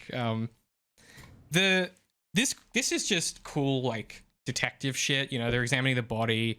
He figures out that the thumb was cut off after he was killed, and then we get the card addressed to the Batman, which is presumably why Gordon's brought him in. And the riddle on the card includes a cipher, and the riddle is, what does a liar do when he's dead? And the answer is, of course, he lies still. And then we get the commissioner showing up, and Savage is just in a mood. At one point, he's like, "This must be the best day of the year for you. Like, happy fucking Halloween, pal," he says as he exits the scene. Savage is again a great presence, and all of these police, and it's my favorite detail about this film, they all have the like little 90s Top Gun mustache, which is extremely fun to me as an aesthetic. Is that a good place to start? So I know this was the mayor, and that's important, but the entire city is like being robbed and broken into and spray painted, and the cops aren't doing anything. They're all just standing in a hallway.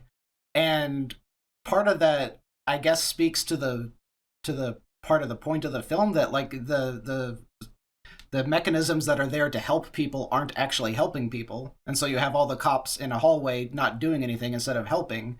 But then also it's also probably just a staging thing, so Batman looks really cool when he's walking past all the cops. So I was really torn with that entry scene between it looking really cool and saying, why aren't the cops doing their jobs? Why are they here? Who called them all and said, the mayor just got killed, get to this hallway, we gotta stand here? And I know I'm reading more into it than you want me to, but this is where my brain is. No, I think you should absolutely read it that way. Yeah. Because that's what's happening. That's literally textually what's happening. It is a dysfunctional city. Yeah. And so the mechanisms that serve the public are actually serve the powerful, right? And so when the kingpin, or it's not the kingpin, but like when the top pin gets knocked out, like everybody's there. You know, this is what is important right now. Like, Bodega gets robbed every day. You know, a guy gets beaten up on the subway every day. Or they spray paint the banks every day. Like, nobody cares about that. This is where you want to be. I feel like that's true to life too. Have you ever seen like a crime scene? There's always just cops just standing around. You know, I'm not trying to disparage cops, but you know, that's just like a construction site. How it goes. It is like a construction site. Yeah. Yeah. And I'm sorry. There is a I'm just reminded of me of it. You've seen The Wire, right? Yeah. So do you remember when Detective Griggs, the lady, gets shot in season 2 or 3 or whatever? I think so. Yeah, the entire Baltimore PD is there on the scene, and it takes the captain, who has been up until this point a real asshole to all of the main characters. So he shows up and goes, everybody, like, this is like, y'all are screwing up the crime scene. None of you should be in here. If you don't have a specific job that's been assigned to you by like the director of the scene, get the fuck out. And there is the whole Baltimore PD is there because they care about this. But you have people getting in the way of things because they just want to be there and be part of it. Right. So yeah, I find that totally. And what's interesting about this too is that that's in the corridor. In the actual crime scene, it's just Jim Gordon and the ME until Savage turns up, and then it is like permission for everyone else to come in. And so that physical blocking of the space is really interesting, where there's a remove that Gordon has from the rest of the force in some ways because of his relationship with Batman. And when Savage comes in, that like it cuts some kind of invisible rule that it's like, okay, well, he's here and he's in charge and he's corrupt and we're all corrupt, and so now we can come in. That there is something there that's interesting as well. As such a literalist, I think what I would have loved to have seen there is like a rookie cop that's like, why are we here? And you know, someone else is like, this is where the money is, or something, you know, not that, but something where it's like it's letting us know that this isn't just a scene setting piece, that this is, you know, this is part of the story, that the cops are here because this is where the corruption is.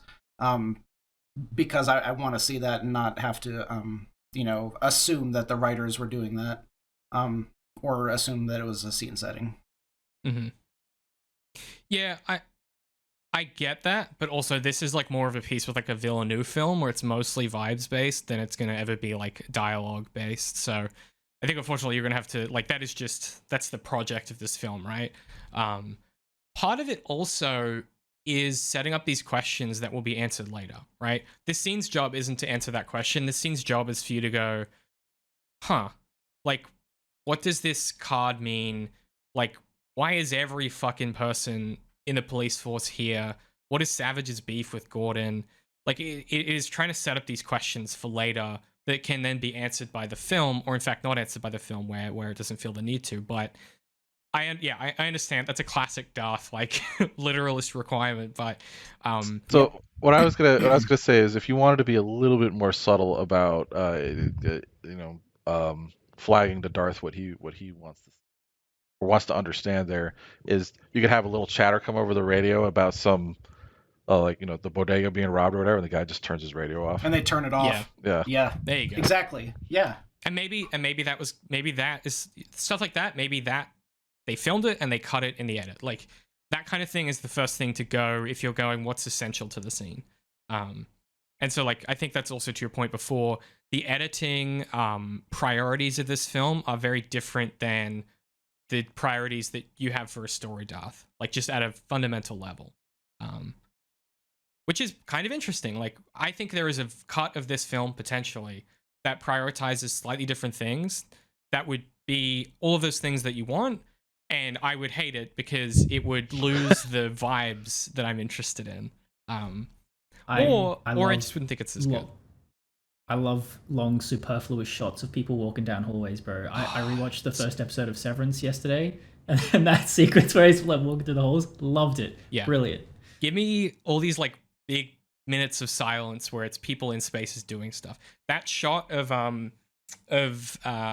K in 2049 just walking through the street while it's raining, and it just holds, and you're like, delightful, and you just soak in the atmosphere. Beautiful. Yeah, the central setup here is there's something about the mayor that is corrupt, which we had the accusation on the TV about the Gotham Renewal Fund, and then we obviously get, you know, he lies still and the thumb is gone. That's kind of the setup here, and maybe crucially at a character or logical level, the thing that happens is Batman sticks around longer than he should because he sees the kid. And to Pat's point before, he sees some part of himself in this kid, some part of his own parents' death, and that mirroring of this is a kid whose parents were involved in corruption in some way starts to become a central question for Bruce as the story goes forward. But also it's just this emotional, like, he sees the kid and he feel like he connects, he feels something for this kid, and that's the thing that allows this character to become something greater by the end of this story, is this ability to empathize and sympathize with the people of Gotham, with the people who have been harmed by the city. And I think to your point, Darth, about the animated series being where you came up on this character, that is like a central focus of that show. Is Batman, like, some of those early episodes, like there's a couple that don't even have supervillains, they're just regular criminals. And like there's one of my favorite ones is him just like helping a guy who's fallen into organized crime get out of organized crime. It's not even really like a superhero story, and it's him like reaching out to this guy and like helping him find a way back. And this to me is that initial moment of this glimmer that there's something more than just this emo kid behind the mask. You know, that there's something greater and some greater empathy and emotion is possible from this character.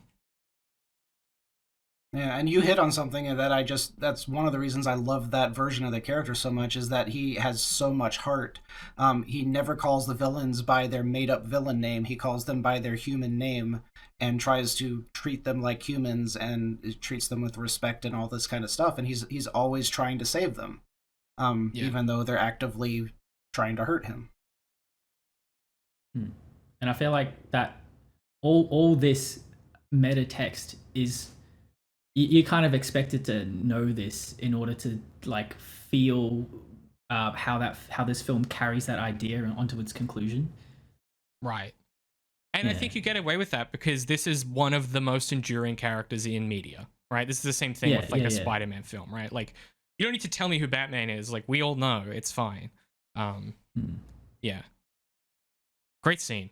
And I love the lighting in this, the way that and I didn't think about it until I watched it this time, but we don't, obviously the two shots we get of the mayor's penthouse before are during sunset from the binoculars or the rangefinder or the rifle scope, whatever we think that is that the Riddler has. And then it's when it's dark inside and it's just lit by the TV. Seeing it lit the way that they have, like, how do I say this? Seeing it lit the way that this family has decided to light their living room is the most like, oh, y'all, this is like rich and gaudy and weird, and like it has that opulent feeling to it that calls into question and calls into frame like that wealth and that kind of the sheer contrast of this scene fully lit to the city and to everything else we've seen so far. Paints such a vivid portrait of that class disparity. There's only one other thing that really jumps out at me that from here on, and that's when Alfred is talking to the first time Alfred comes up and he's like, the accountants, you need to meet with the accountants, and he's just like, I don't care about that stuff, and that always bugs the hell out of me because you don't get to do this without doing that. It is kind of that supports this. So you kind of do have to care about it. And that always just, that really bugs me. That Christian Bale got that. And I think it was, and I think I'm fine with them sort of glossing over the whole, you have to go play the part of Bruce Wayne. And him not doing that. But his complete dismissal of it and that being like okay is that bothered me. The idea that I got from that was that he had enough in residuals to be Batman until he died, but then the family would be broke and the family name would be nothing because he wouldn't have done anything publicly as a Wayne. At least that's how I took it. That's also part of the story of this character will be, what does his Bruce Wayne look like when he decides that that's something he's going to engage with again? Part of what this film does is it's just Batman. There is no Bruce Wayne yet. Even when he's out in public at the funeral, he's not really he says nothing, and the first thing he does is like almost get into an argument with Falcone, which is it's a very Batman thing to do. Like, he's not thinking like Bruce Wayne, and he's just not there yet. And you have that hit the mayor's appeal to him at the funeral that he just completely doesn't engage with. And so I think I think there will be future things they want to do with this. So it makes sense foundationally to go, he's not engaged with that yet, he's not there yet. That's my suspicion anyway. Your stopping point for today, is that before or after the mayor's appeal to him? It's like is when Bruce Wayne arrives, so it's before. Okay. Because I do have some stuff to say about that. Okay. That'll be next time. I'll hold it for next time. Well, we might take a break and we'll let Rai go. We will be right back after these messages to talk about Wayne Tower and the Batcave. We'll be back presently. If you like these handcrafted studies of genre fiction, please head over to ZeroIndent.com or patreon.com/ZeroIndent if you'd like to consider supporting us.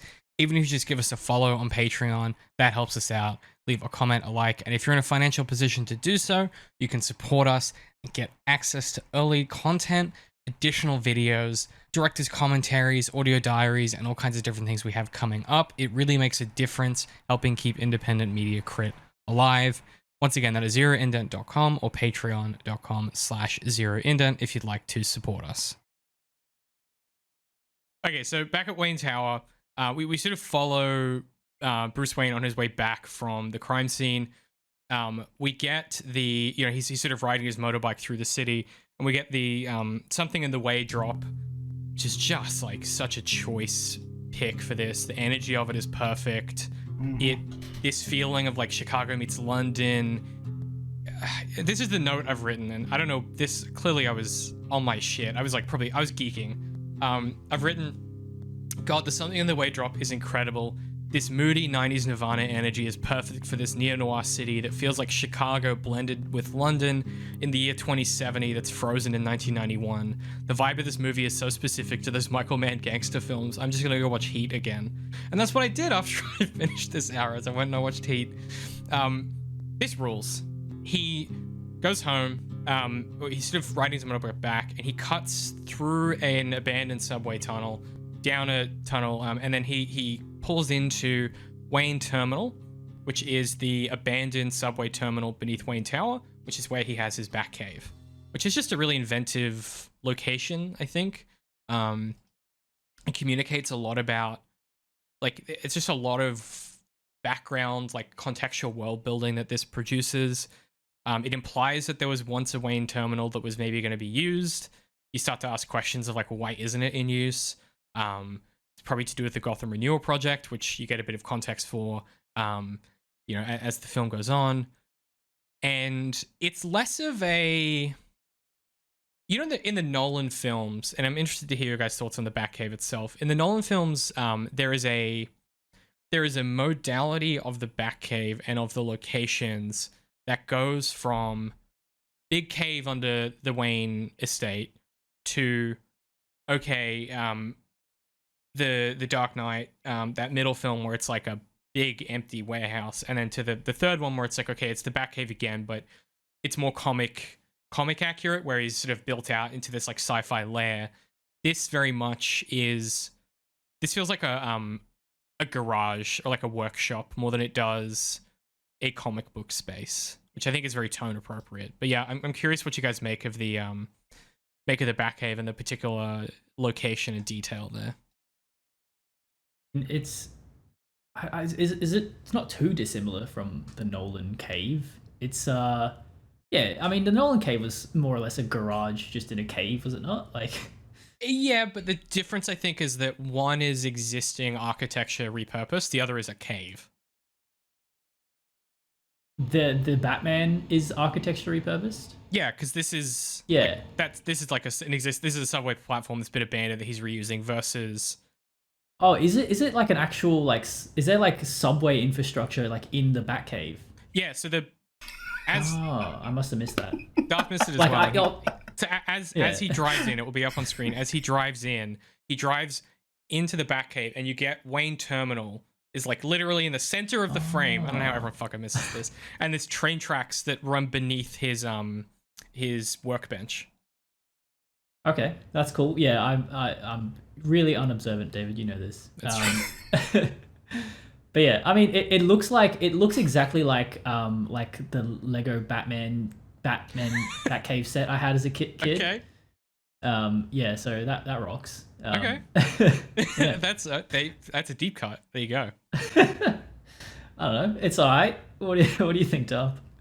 Yeah, Pat, that reaction was because I had like a long message thread where I was like, there's so much about this that is confusing, and I don't understand it, and I hate it. And David was like, well, it's just a subway, and so there's a shot where it's a close-up of like bullets or something on a table, and they all start like vibrating, and I'm like, what is happening? Is Magneto there? What is going on? And David's like, it's a subway, bro. Like, it's a train. I Right. was not sold on that. I didn't understand it. Even going back and rewatching, I'm like, okay, it says Wayne Terminal. It says Wayne Terminal. And I'm looking and I'm like, I see the word Wayne. I can't find the word terminal. He Granted, literally this is the thing. Okay, and this is something that me and Pat talked about a lot in the Daredevil shows. I'm sure you've experienced, Darth, which is unless you're like I'm very keyed into the Kuleshov effect in general, which is like the way that, you know, sequential shots build meaning. And my brain is very much keyed into like, okay, this happened, that happened, that happened. And then I can very quickly put things together instead of going, wait, why is that? I'm already halfway there because I'm sort of mentally tracking stuff. And so the three ways that you know it's a subway is he pulls off the road down and he literally takes the motorbike down onto like subway tracks. There's a second shot where he's then pulling around the corner. And then, you know, as you get the Wayne Terminal on the wall, and then you get the third shot of the actual like location itself. And then the reminder, which is the train rattling. It is a completely valid like critique to be like, I did not notice it and I thought that was confusing. It does a lot of work to set it up. I just wonder if it's not the kind of thing that you pick up on unless you're looking at the film. You know, like, I don't know. Well, I think part of the problem is that I have the wrong, or I'm assigning the wrong context to it, because I am expecting that he is going to Wayne Manor, which is 5 miles outside the city, and he was somehow using the subway to get there.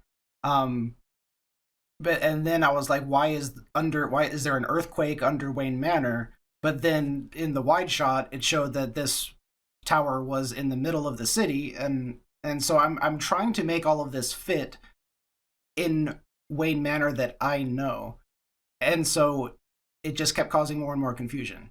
Right. So when we're like, this isn't the Batcave, this isn't Wayne's home, this is just like their business office. Yeah.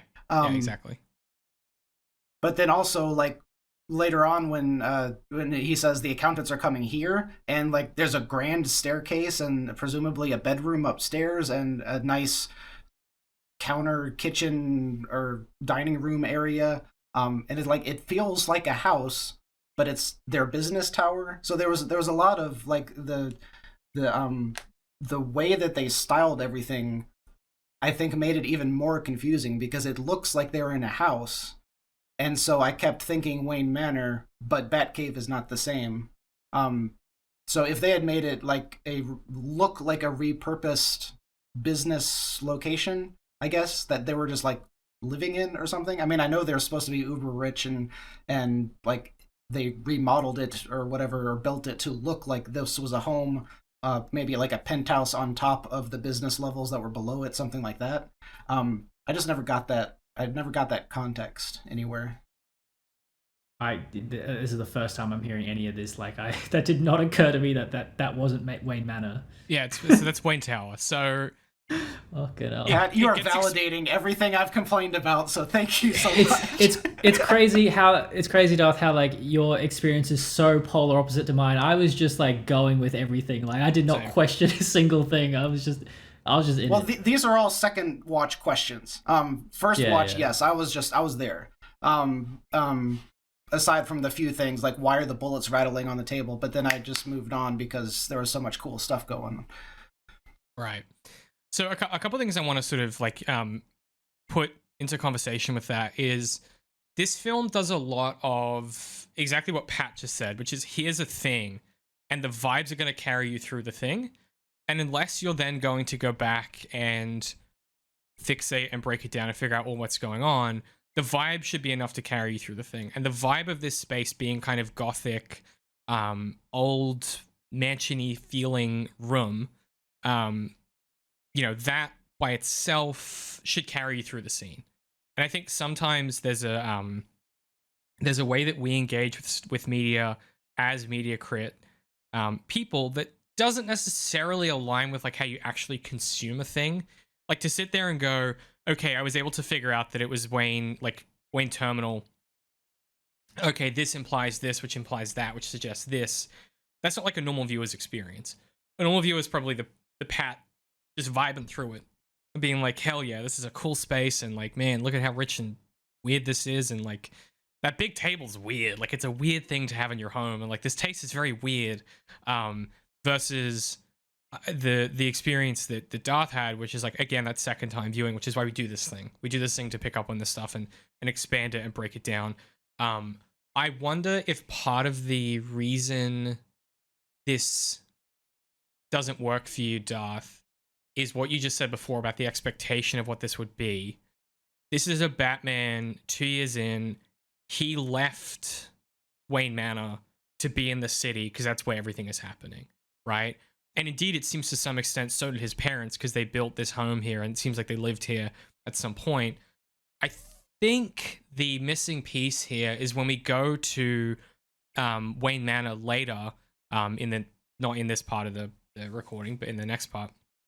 When we do go to the Wayne Manor estate, we probably needed some explanation there of when they left, because that would have then clicked everything into place or why they left.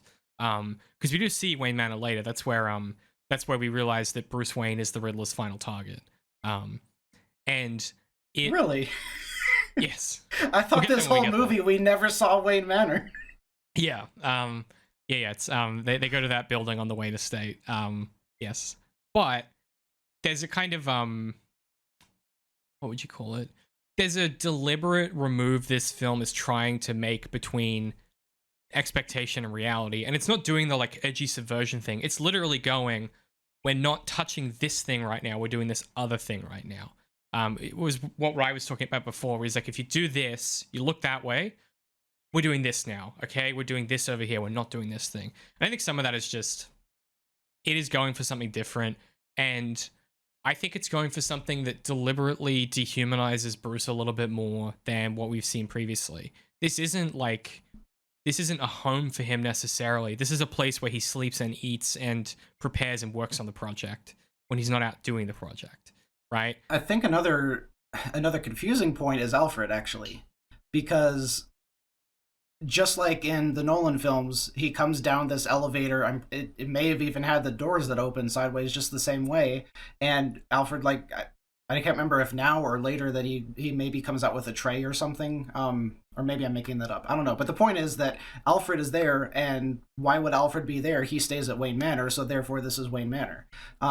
So that could have been another thing, is if like the only time that he talked to Alfred was like via phone or something, because Alfred isn't there. That's the work area. That's the business area. This is the Batman area. Like, Bruce has moved away from Wayne Manor because he's given up on being Bruce. He's given up on the Wayne. He is now only vengeance. And so he's not living at Wayne Estates anymore. He's living at the Batman compound, which is the tower. But when you move Alfred there, now it confuses everything. I can see that, but only if you bring those assumptions to it in the first place, right? Like, yeah, I think this film is illustrating that this is kind of a different Alfred as well. He's less servant and more of accomplice. Like, yeah. Yeah, he's doing the Batman work as well. He's not a butler, yeah, exactly, right? Yeah. I think that's why Serkis is such a good choice for this, is he brings a physical presence to this, and he's not young, but a younger, grizzled kind of Alfred. He's younger than Jeremy Irons as well, so he's the youngest Alfred we've seen in the contemporary era of Alfred tier list when Pat. But there's a kind of physical presence Serkis has on screen as well. Like, he's just a bigger dude, and I think in some ways his participation, and he works on the cipher and stuff like that.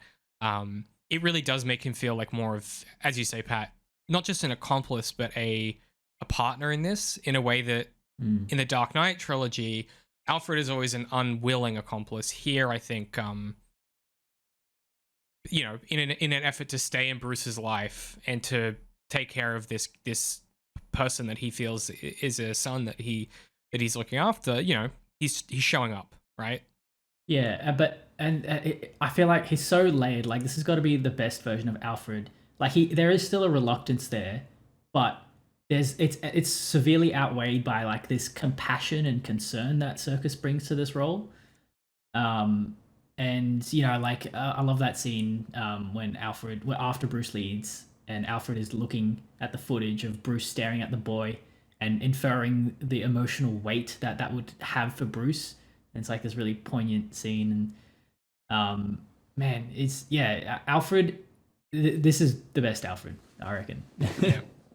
It's so good. It's also really interesting from Bruce's perspective because I think this is the most like antagonistic that any Bruce has ever been towards Alfred, because it's like he low-key hates he's a him dick. because he's trying to be the father that Bruce doesn't have. And so he kind of like detests him in some fashion, which almost I felt like it came across in like multiple scenes, not just the you're not my father scene, until they have their moment later, like in the hospital or whatever. There is a great that's not nice to him. Yeah, it's not just that he's not nice to him though, it's that like he's flippant with Alfred about these things that are really elemental building blocks of their relationship. Like that Martha and Thomas died and that Alfred is looking after Bruce is like a really big piece of both of their lives, as is the legacy of the Waynes and things like that. And Batman is very flippant about it because he is such in the mode of Batman at this point in the story that like those things aren't even like when he's like, you're not my father or whatever. He's not doing the teenage thing of like, he's not going like, you're not my real dad, like to the stepdad, like, you're not my real dad. This sounds like a conversation they have once every fortnight. Like, it's all very, it's a practiced relationship that they have to this stuff where Alfred has to perform. There's another line, though. There's another line where he says the same thing, where he's like, Alfred's like, you have to have your cufflinks. Here, take mine.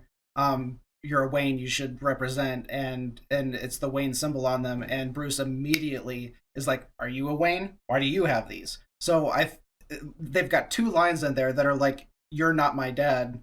So I think that they were going for that very much like rebellious teenage, idea. I'm not saying that's not there. I guess what I'm trying to communicate is tonally, this isn't an outburst from Bruce. This feels like a regular part of their relationship. Like, I agree that it's still that rebellious thing. I suppose the point I'm trying to illustrate is this to me doesn't read as the first time they've had an exchange of this nature. This feels like an exchange they have semi-regularly whenever Alfred tries to hold him accountable while he's trying to do this project. They've been doing it for 2 years, right? This has to come up quite a lot, is my feeling. It's like Batman's like, at this point in Bruce's life, it's like an obsession for him. And he's just, and that is like a parent's reaction to something like that, is to be patient, like, yeah. Totally. And, they have this little exchange. We get the contact lens sort of explanation of how this stuff is recorded. Alfred starts working on the cipher. I will watch this film as many times as I possibly can as an adult, and I will never understand this fucking cipher. The explanation they give makes sense to everybody, except I asked Alex in the recording we did after we watched the film. He's like, it was obviously this, and I went, I'm never going to understand this. But the solution that we come to is somehow the cipher gets solved in a way that I don't understand, and it's drive. Bruce, I'm curious. Explain what you think the cipher is. So this is going to be embarrassing. So on the card that the Riddler leaves behind, there is the solution to the riddle, which is he lies still, and then there's a cipher on the thing. And the way that Alfred tries to explain it is he tries to correlate the different sort of double letters in like he lies still, which is the two L's, with other double like repeated symbols in the cipher to try and pick up where the L's are and things like that. And then he starts with like other things to be like, okay, there are double O's, and looking for words and stuff. And then Bruce solves it by doing the opposite, where he only shows symbols that aren't on the card that the Riddler has. Well, yeah, like, because there's a letter on every single like sort of cell on the sheet, and Alfred is just trying to solve. He assumes that each letter corresponds to one symbol on that thing, and they only have the letters for he lies still, and so he's doing the he's looking for double letters because that it's predictable. It's probably a vowel or something. Yep. And then Bruce just has the intuition that like, well, just make what if it's not the whole key, or what if it's not a partial key, it's the whole key. And so you just highlight the letters that they have for that matches up to HESTI. Oh, I see. Okay. Because did you see on the card there was this like Heli still written in that cipher language? Yeah. Okay. Again, the issue is not that the film didn't communicate it; it's that I'm a fucking idiot and don't understand. Like this is not an. I want to be extremely crystal clear. This is not a criticism of the film. I am just bad with this stuff. I have very poor spatial reasoning, so it didn't. It's a me thing, not a film thing. But yes, they solve it. There's a line where Alfred says, Bruce is like, "What are you doing?" Alfred says, "Reminiscing about my days in the circus." What is that an MI5 thing? Is that what they call? Yeah, he's right? he's alluding to his time in the special services. Because you have the park and the circus. So the park is like MI5 headquarters, and then the circus is like offsite ops. Oh, okay. I always assumed I was just really mishearing and that he was saying service because circus didn't make sense at all, so it had to be service. And now I'm finding out it's actually circus. Both, that's a British thing. Honestly, both work. Like it's flippant character flavor if it's circus and you don't have the context, and if it's service, it still makes sense. So that's a classic Andy Serkis, like eating a word as he delivers it. He has a real talent for that, where like he'll just kind of grumble something and you'll get most of it and you're like, wait, sorry? And then it's already too late, he's moved on. It's a very, very good classic Serkis.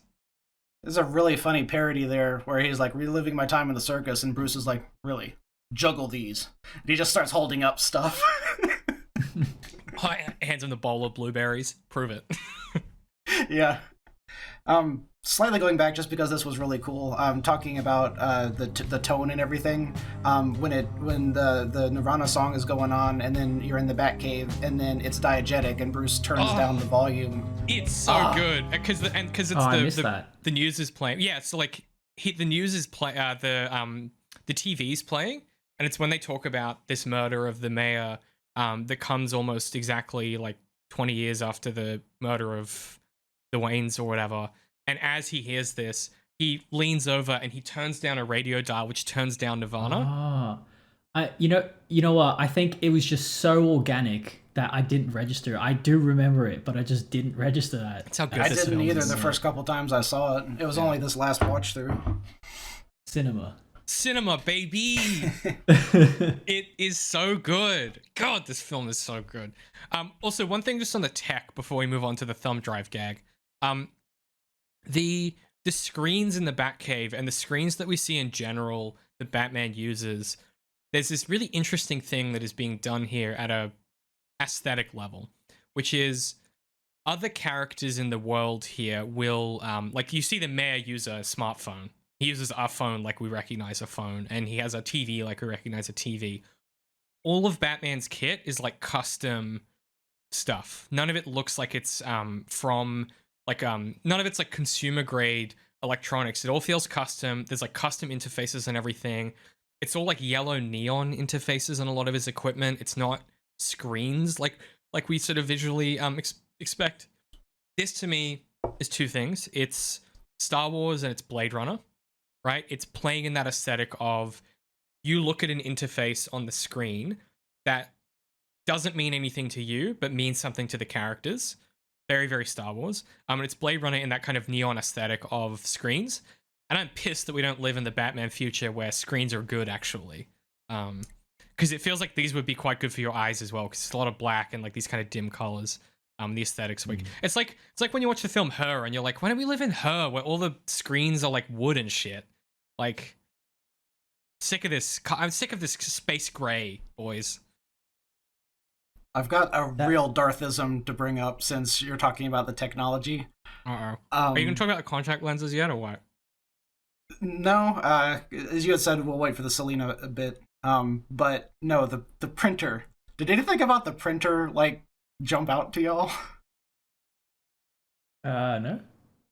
Because every time I've watched it, it is like a sore thumb to me. And it's very much like out of Star Wars where they're in Padme's ship and like they jab the one button that does everything. Like, where's Obi-Wan? Jab the button. Take off the ship. Jab the button. But anyway, when he goes to print out the page, it is the chunkiest, biggest, loudest button you have ever heard or seen in your life. Yeah, dude. And it prints the fastest that anything has ever printed ever. So you can appreciate, like, it shows how expensive this printer is, that it prints out this entire thing in color and all like that, just that fast. But then also I'm like, is this realistic, or is this like just a movie thing where they wanted like a firm button press? Because like go back and watch it, because like the button is so big. I'm like, are there other buttons? Are there room for other buttons? Because this one button is so big on the printer. That's so you. The Wayne finances aren't doing well. You got to make sure that you're using the ink to, only when necessary. It's true. Yeah. There's a thing about technology that is interesting here. One of the things that's come up when I've been doing a lot of research around technological determinism is there's a class divide between consumer goods and like high-end goods, and then there's another divide between high-end goods and lasting goods. So there's this idea that comes around in the 70s and 80s, which is consumer goods should be fine, but like break down. High-end goods should be expensive, look good, and have a short shelf life, so they need to be replaced with the better version, the better model, the new one. And then there's this like, if you want to buy something that really lasts, it's a lot of analog tools. It's a lot of like well-machined parts that are going to last like 20, 30 years, things like that. I think this film is playing in those aesthetics where it is a big doofy button, but this is a big heavy machine that isn't going to have parts in it that move and decay and create friction. It's big, well-machined stuff that's going to last a while. That's the impression I get with a lot of his tech. And it's very much a fantasy that we don't live in, because we obviously live in this current moment where everything is disposable and designed to decay. But there was a moment where we thought, or at least societally, there was this vision of you could pay more and get something that would last you 30 years. And I think this is playing in that space. That is also the most daft shit of all time. But also I appreciate that as a note. I appreciate it as a note. I think that is interesting. But again, I think interesting conversation that comes off of noting that stuff, right? Like this, you don't get the same kinds of conversations, for my money at least, off of the Tony Stark hologram whizzy whooshy shit, right? There's a texture here, there's a deliberateness here that I really appreciate, or that I'm more interested in, perhaps is the way to say that, than how this is often done in other films. And I guess another reason that this jumped out to me so much is because of the context. Because everything that he uses is like almost viscerally mechanical. Like when his grappling hook, when it shoots out of his arm, there's a good chunk sound. When he shoots the grappling hook, there's a thwomp, because you could hear like the air, blowing the thing out. When he prints a piece of paper, it's chunk, and then the thing comes. So like every single thing that he uses is so old school mechanical, except the contacts, which are so futuristic that I don't know if they're possible to even exist for another like 50 years or something in real life, So I just don't understand. The tone is broken for me with the contacts. And the more I pay attention to the technology that he uses and the stuff that's around his home and everything, like he's writing with a pencil. Is it like a number 2 pencil and a regular notepad? Like everything is low tech except this one thing. And I don't understand the one thing. It's breaking the immersion. Well, I think there's a lot of things that are high tech that the film doesn't linger on. It just sort of takes for granted, like the suit, for instance, but bulletproof suit. No, Kevlar isn't necessarily. I would agree with Is it Kevlar? The cape turning into a wingsuit, because that's the fabric is literally transforming into a different material or something.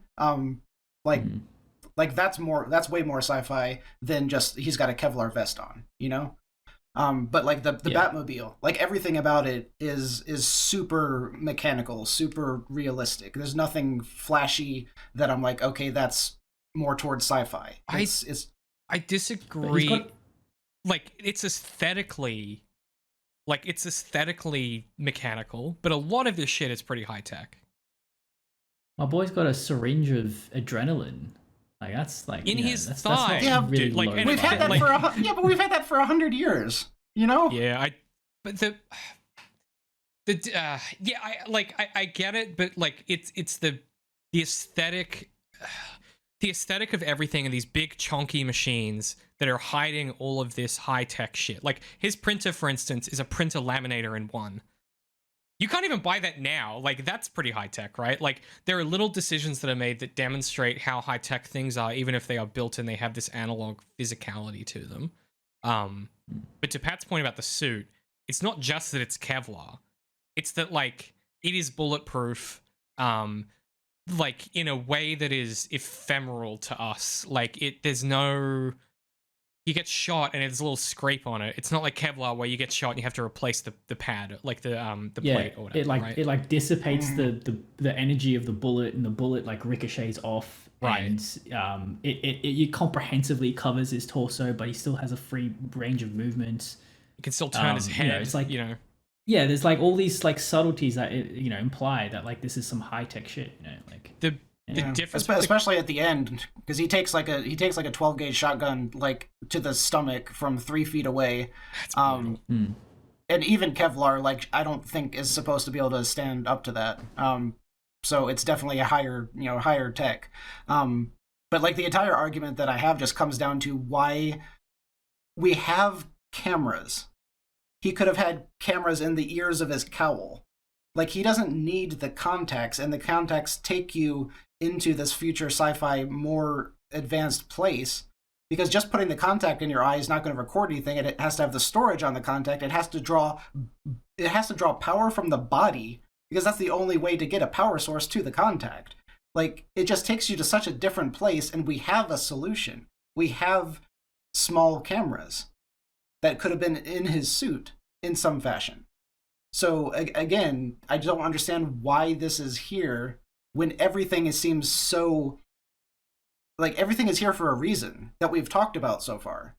So why is this here in this fashion and not a camera?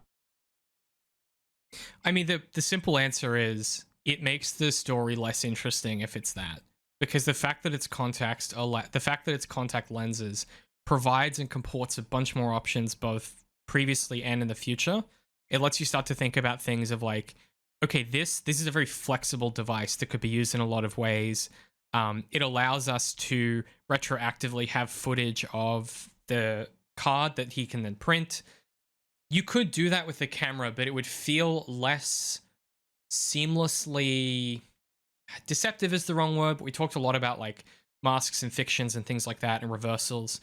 This is a reversal of what you expect. Like, to your point about like he could have it in the cowl or whatever, that is what a Batman story would do. So they don't do that. They do something else. And to have that's what Nolan would do. Nolan literally does that at one point. You see Bruce Wayne put the radio antenna in it. Speaking of Nolan, these contacts I think are here because do you remember at the end of The Dark Knight where he builds the big time spy machine that allows him to tap into all the phones and it flashes stuff? He's able to then see sonar through his mask. Mm-hmm. This is a inversion of that where it's not about seeing things that he can't see, it's about recording things that are already being seen. And then when you get the scene with Selena, there's this I think they take the edge off the sci-fi a little bit by the fact that he has to tune an analog radio to pick up the signal. There's something that to me undercuts the futurism a little bit in a way, but also to Pat's point earlier, I'm so in it when I'm watching this story that it doesn't even, there's never a point where I question the contacts. And for me, anyway. The way the contacts interact with the world as well, like how he takes them out of his eye and he sort of like puts them back onto the little contact place, and it's squishy and it's imperfect, and you know, I just feel like it blends itself into the world for me really organically. Yeah, ironically, I loved the visuals. Everything about how it was shot, I adored. But it just it just opens up. That's something I think we had talked about a lot in Star Wars coverage. Is like the existence of the thing opens up so many other possibilities.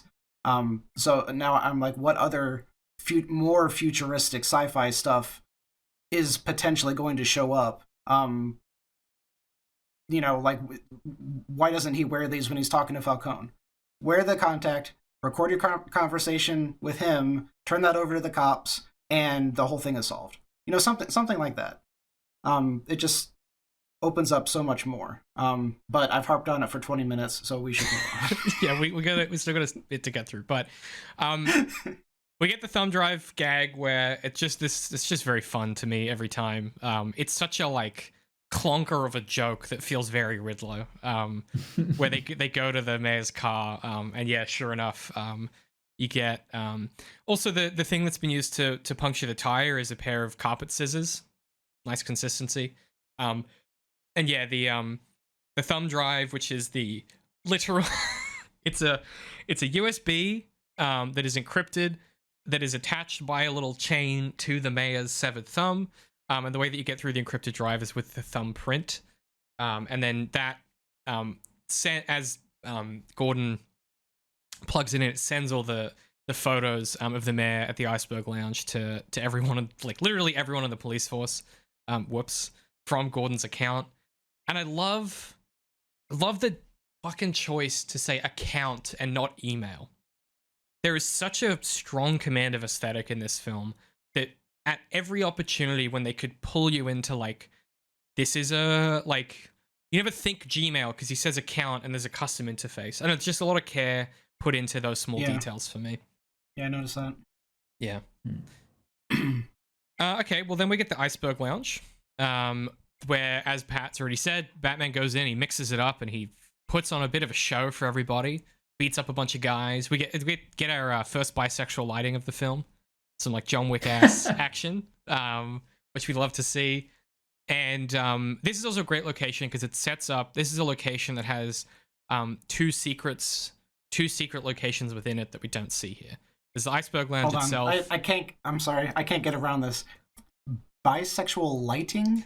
Yeah, man, we got to get you some academic reading on the John Wick franchise. So the John Wick franchise borrows a lot of imagery from like the European rave sequence, or the European rave scene in the sequence where they're in the club, where he's chasing the guy in the first film through the club. It happens in every John Wick film. There's a bisexual lighting action sequence, and it's just a thing that they borrowed from the kind of European club scene, and has come to define a specific aesthetic of contemporary action film. And it's usually where you have a gunfight or some kind of a fight sequence that happens in a club with like lots of different lighting, and it's specifically usually pink, purple, blue shades of light. It's just an aesthetic thing that happened in cinema and keeps happening, and it's awesome. Did the bisexual colors come from European rave lights?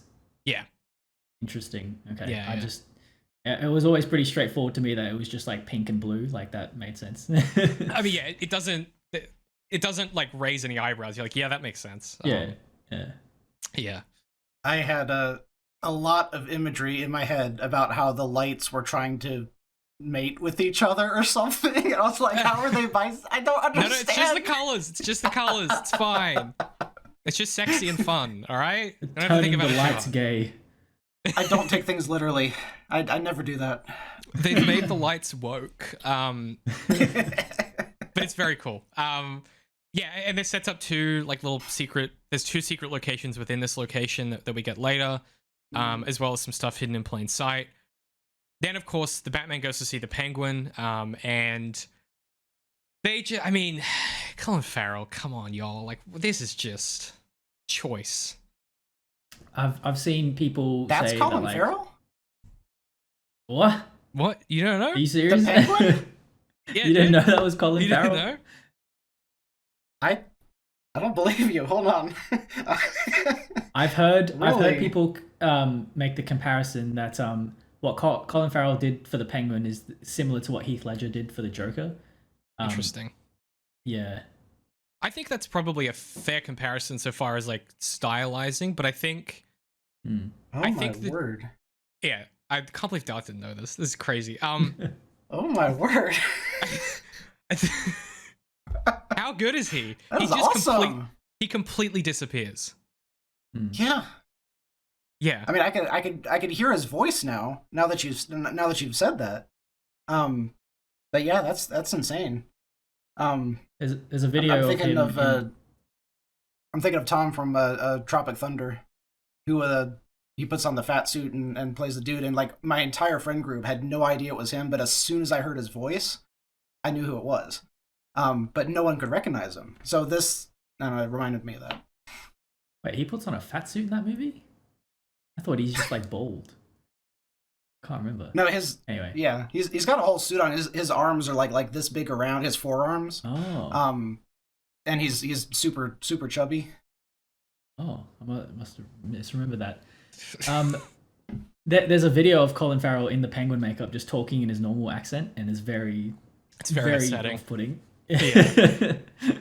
He's so good in this. He has this like smarminess to him, and this like, he's just so great. He embodies that like that 70s gangster that you get in the Batman the Animated Series so perfectly.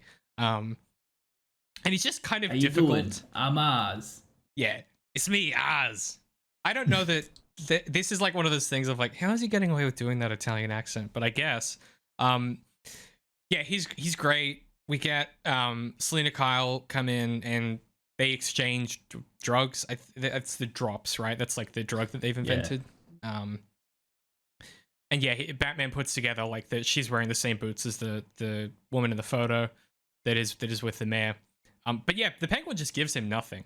He's like, I don't know, man. Like, I don't know what to tell you. Like that. Gee, that looks like the mayor. I mean, that girl.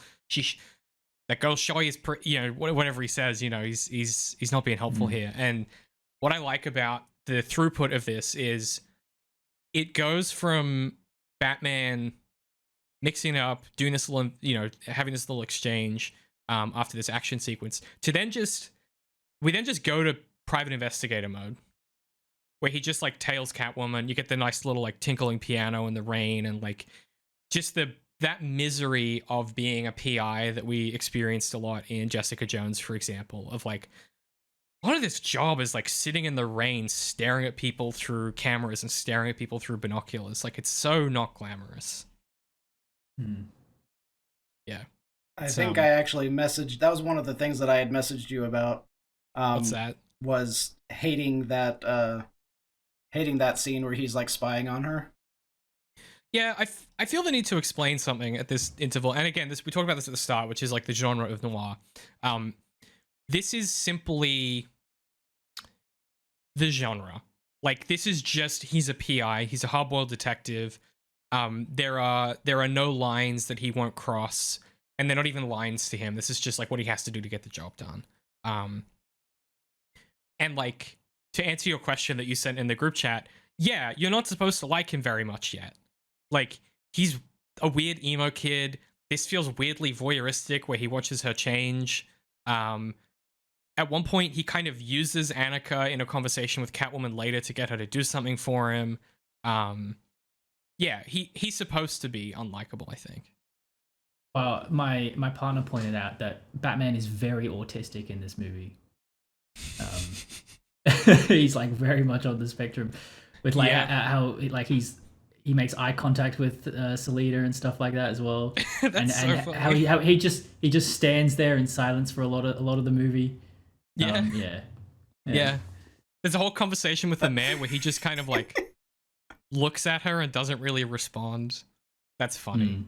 Someone give me that alternate reading essay, please. Someone go out there and write that. It's a free essay idea. That's great. Yeah, fucking rules. Follows her back, sitting in the rain, and she parkours out and gets on a motorbike and pisses off. Darth, talk to me. What? Do you just not like that he's not likable? Like, what was the? Can you remember the specific gripe or the specific thing that threw you off? A lot of it is the same thing that I had said for the opening shot, that I don't understand the point of the scene. Like I'm sort of okay with saying like this is a staple of the genre and so it has to be there.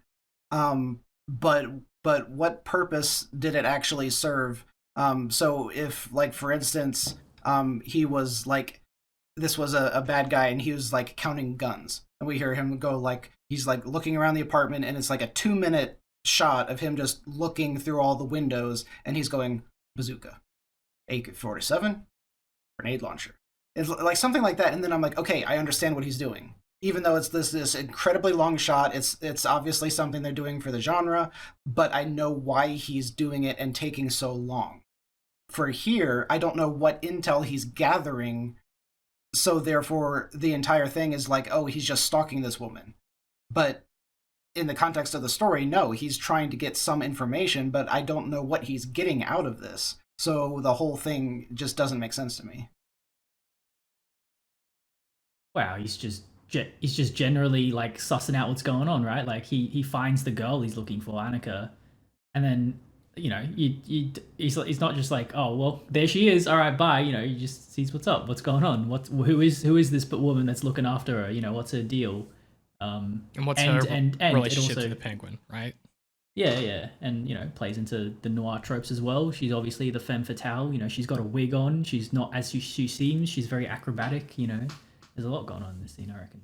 Yeah. And actually, what probably would have sold it for me is something I was going to mention earlier about the journal that he was keeping.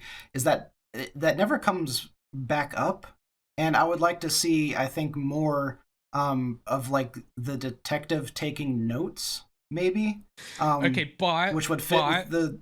Yes, but then we get into Blade Runner territory where it's a real slippery slope in a noir from that to then just narrating the whole film. You know the hoo-ha with the original Blade Runner where they made Harrison Ford do a voiceover for the whole film? This, I think, is very conscious. You only get it at the start and the end. Like, it's bookends. It's not. I understand what you're saying. I just think it's really hard to... There's a fine line there. Maybe the way that they often solve this in the comics is they'll have him on the headset talking to somebody. Like, he might be phoning back to the Batcave or phoning back to Alfred or phoning back to Oracle or whatever. Like, I think there are ways... Thank you. Yeah, I was like, what's the character? There are ways they solve this later. I kept thinking Trinity in my head, and I was like, that's not right. That's not it. But I personally like that there's no dialogue from... There's nothing from Bruce Wayne here. He is just... It's all about what you infer from what he's watching, how he watches it as well, like where he chooses to focus the binoculars. That look he has as you see him from like it's like 3/4 on, you see the expression as you know as this is happening. And you know, it's this guy pursuing this project, looking at something to do with this conspiracy from the outside in. This guy who is putting himself in these positions to be lonely and isolated, looking at someone have something different, and then watching them leave that something to go and kind of enter the world that he's in. I think there's a lot thematically happening as well.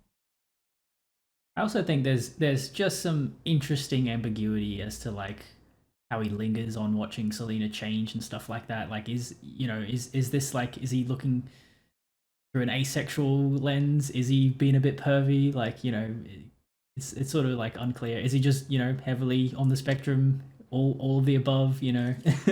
Right. I think it's a bit of some interesting stuff going on. Yeah, because I would have had far fewer questions if he stays focused on Annika, and because like she's talking about something related to the case, or you know, something that he's there for. And so if he stays focused on her and then he's just like, what's Selena doing? Back to her. What's Selena doing? Back to her. If it was something like that, then I would have had like far fewer questions because I understand the motivation.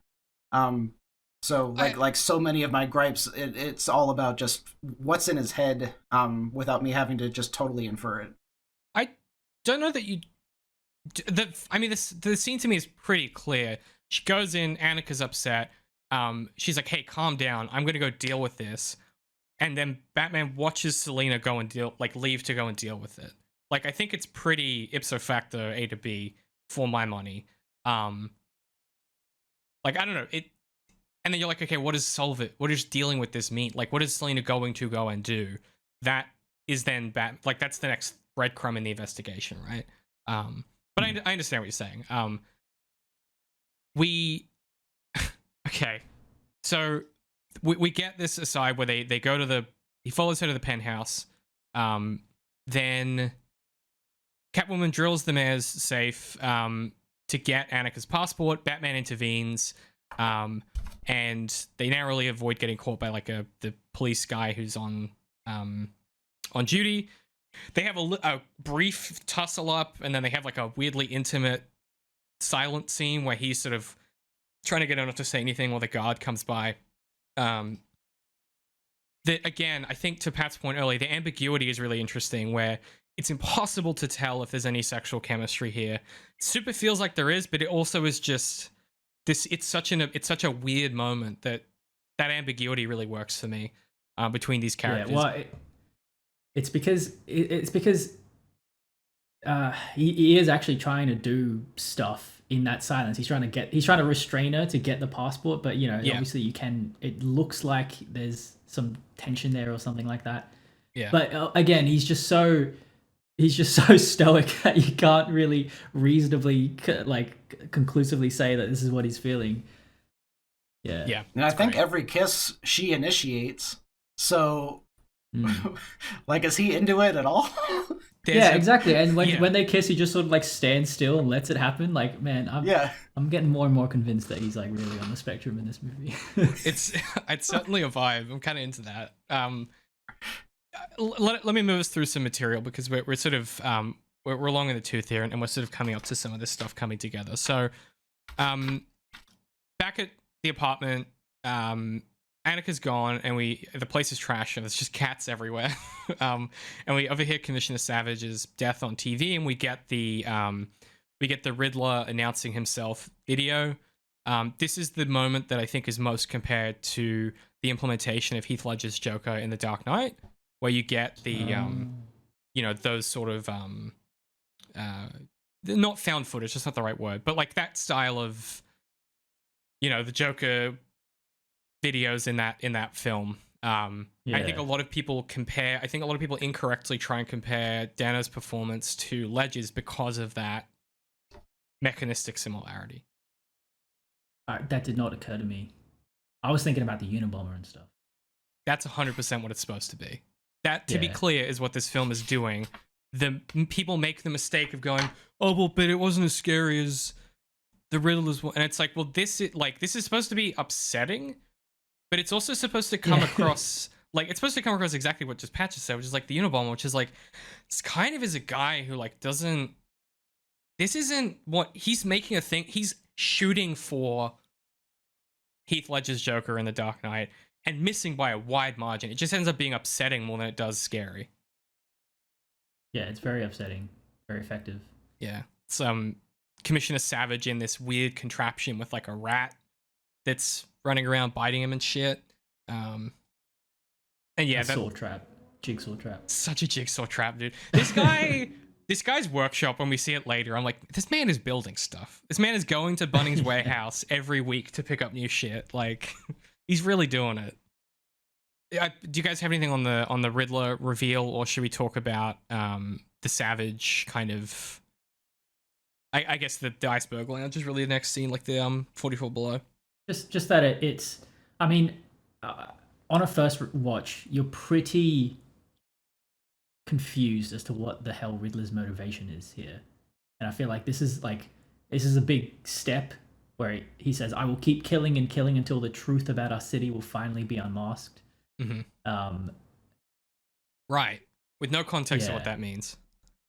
Yeah, exactly. Like, it's, I don't know. I think we forget just how like sort of confusing this movie was on a first watch. But that I don't know. I like that line and the way he delivers it.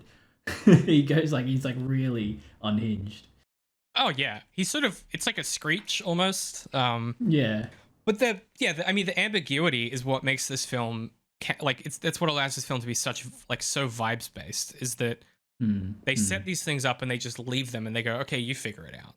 Like it'll and like as the film comes together later, you do start to put it all together. But the fact that it doesn't feel the need to explain itself at any point is, I think, a real strength of how daring this film is in being the thing it is. Like, it is so specifically doing this thing and not unapologetically doing this thing. And that to me is the best kinds of noir stories. Like, the best Raymond Chandler stories are ones where you spend a lot of the story being like, I am trying to put this together, but there's this like fog of war that gradually falls away, and then suddenly it clicks into place, and it's go time, which is how this film works as well.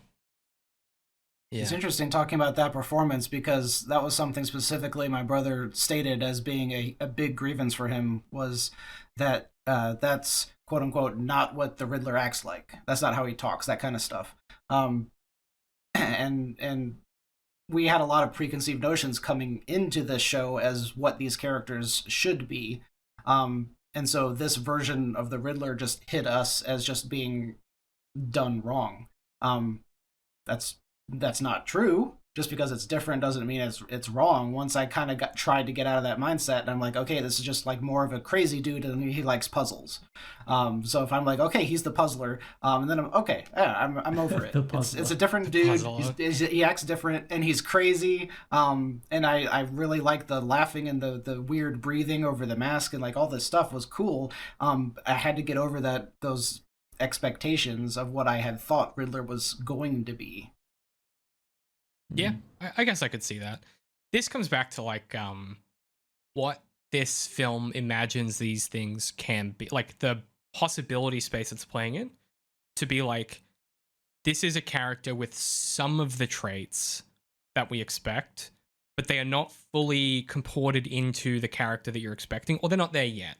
You can imagine in 2 films' time, maybe he becomes more of the thing you're expecting, where he refines this. Like, everything in this film feels so raw and like unrefined that it makes sense for the Riddler to be that way for me, because it is very much of a piece with the rest of it.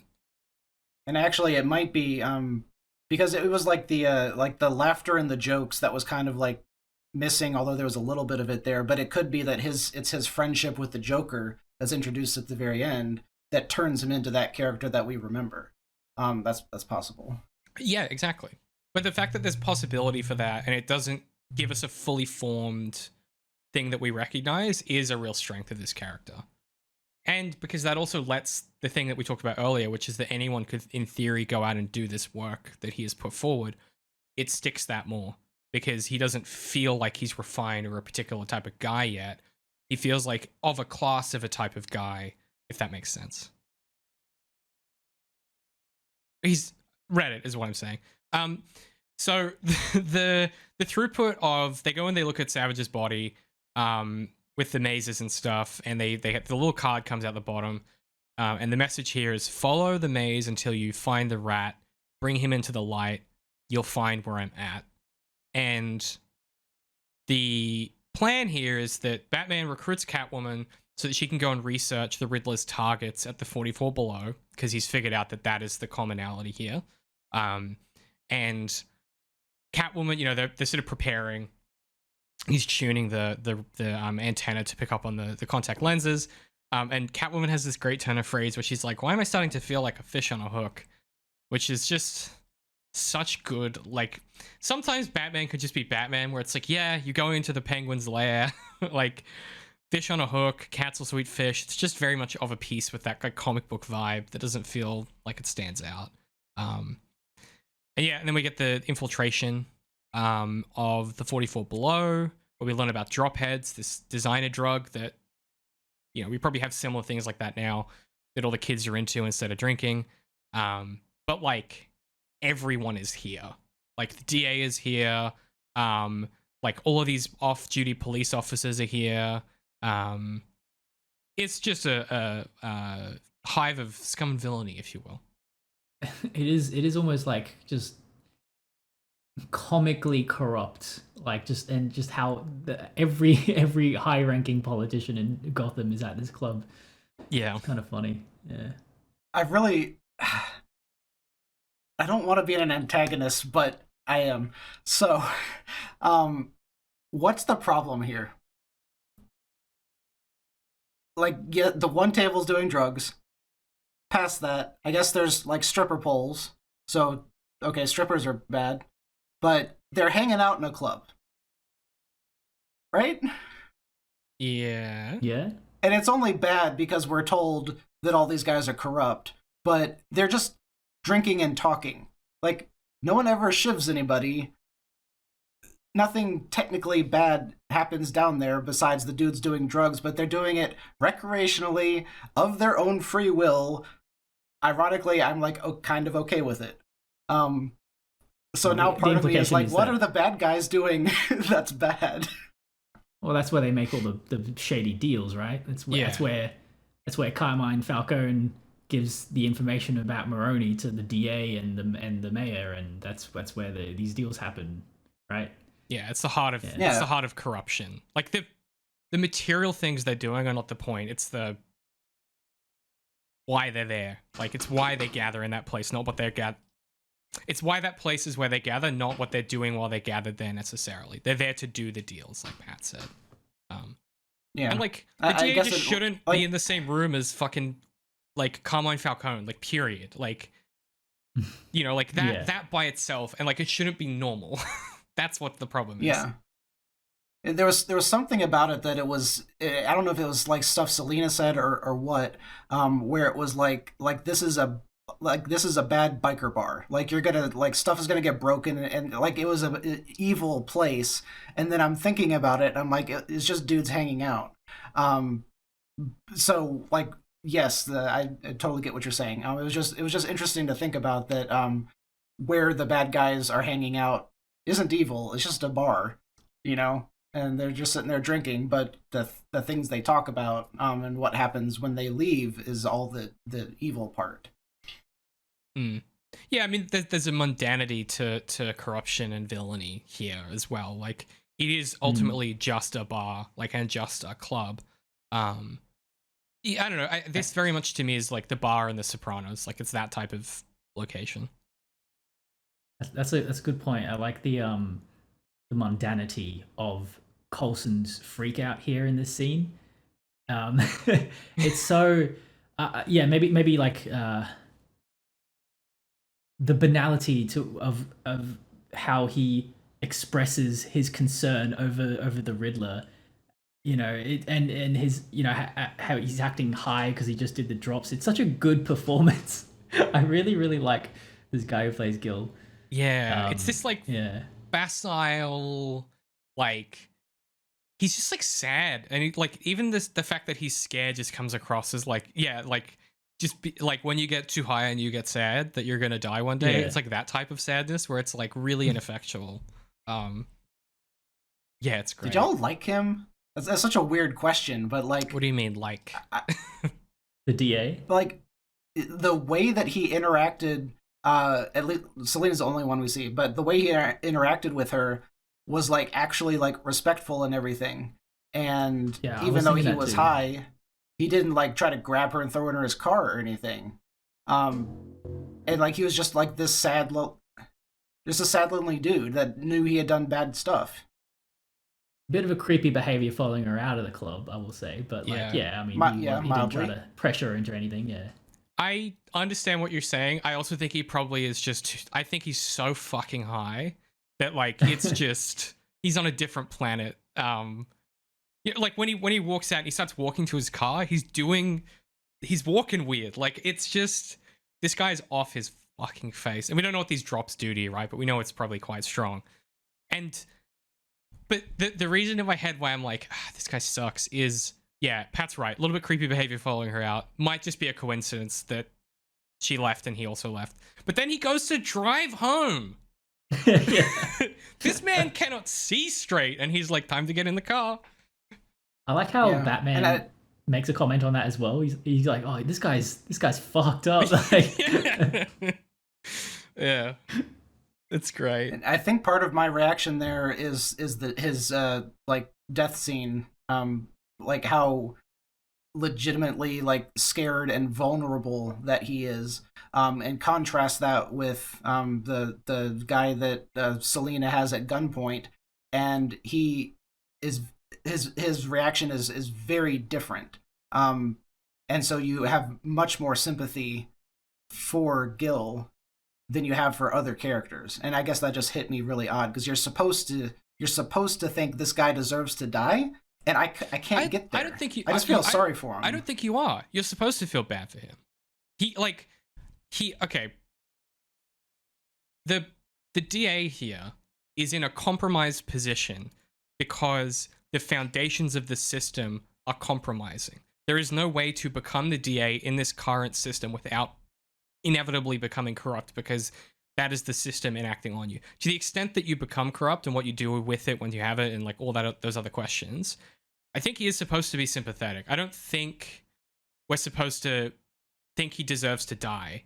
Batman tries to save him, right? Like, I'm not sure that you're supposed to think he deserves to die. You're supposed to think Falcone deserves to die, for sure. Like, even though we're not supposed to want him to get killed, because that's not Batman's thing, this guy is the problem. He is the one that started all this. He is like the heart of the corruption. Like, he is the fucking progenitor of the problem. Gil is just to some extent a victim of the system, like everybody else. Unfortunately, he's the DA and he should do better, right? Like, he is both victim and perpetrator. But yeah, I think there is supposed to be a sympathy to him, is my feeling. Well, that's a sharp contrast to the police commissioner, because like we saw him like yell at Batman, and like, you know, like he was making fun of Batman and all this stuff. So like, we just based off this fact that he's coming after the hero in that fashion. So like, when he dies, you're like, oh, he deserved it. He was a jerk to the hero. So completely out of context of the story of why he died and all this stuff. And then Gil is just so completely different. Yeah, I like, you get a bit of nuance with his character when he's got the bomb around his neck and he's like, you know, answering all those questions and stuff. Yeah, like, you know, it's just he knows that he's in a very important position of power, and just like the way he's fretting and stuff, I feel like you know, that is the most condemning thing about him, is that like he knows how bad his actions have been. Yeah. He's conscious. This sounds so bad. What I sorry, this is more of a joke, but I think the worst thing about him is the fact that he did all this bad stuff and he only got paid $10,000. Right? That's the worst part. Yeah. He's the worst extortionist. Yeah, 100%. Yeah. Although we don't know what inflation's like in Gotham. Maybe $10,000 is a lot there. Actually, there's no way the interest rates aren't crazy high in Gotham. Are you kidding me? Yeah, we also, when the mayor gets knocked out, it's worth saying we get our refrain of Ave Maria. While the camera is out of focus, it's such good filmmaking. I don't know how you come up with this shit, but it's fucking genius. The fact that you don't see the Riddler doing his prep to this guy and it's completely out of focus, and Ave Maria starts playing after, and then the horn stops and the music starts, just fucking 10 out of 10. Like, the sound design like communicates everything, like the clicking and the beeping and all that. Yeah, it's so seamless. Yeah, it's great. We get two more scenes before we get to the funeral, which is where we're wrapping up our discussion today. We get the meeting with Gordon at the abandoned Gotham Renewal headquarters, where they just sort of discuss their game plan, and then we get the Alfred cufflink scene. Do you guys have anything that you want to touch on with these two moments? Yeah.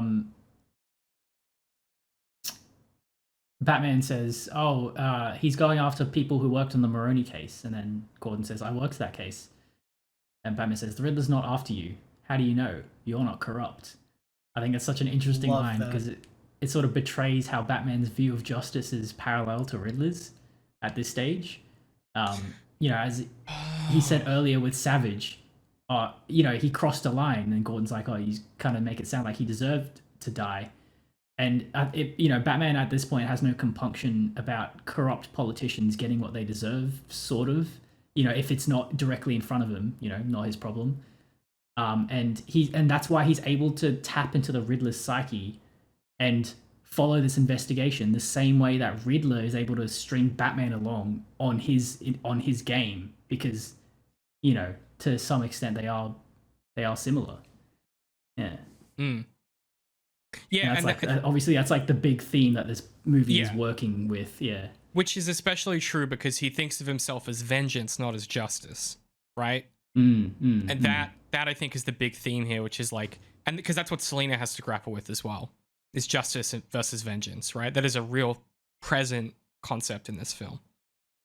That's a really good call out.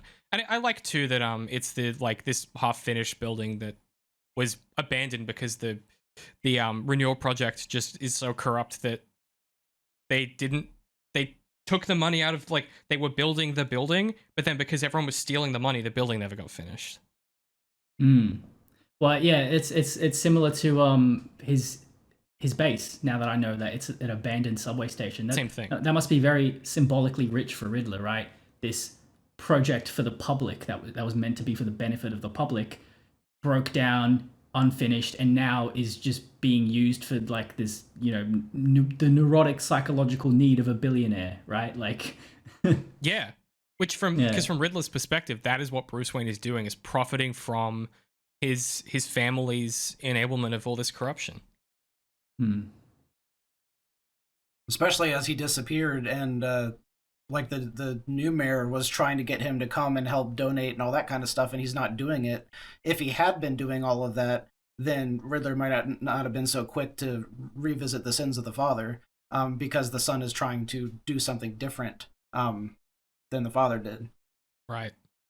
Yeah, even though the dad was trying to help, and I hate that idea in the first place. Yeah, it's interesting.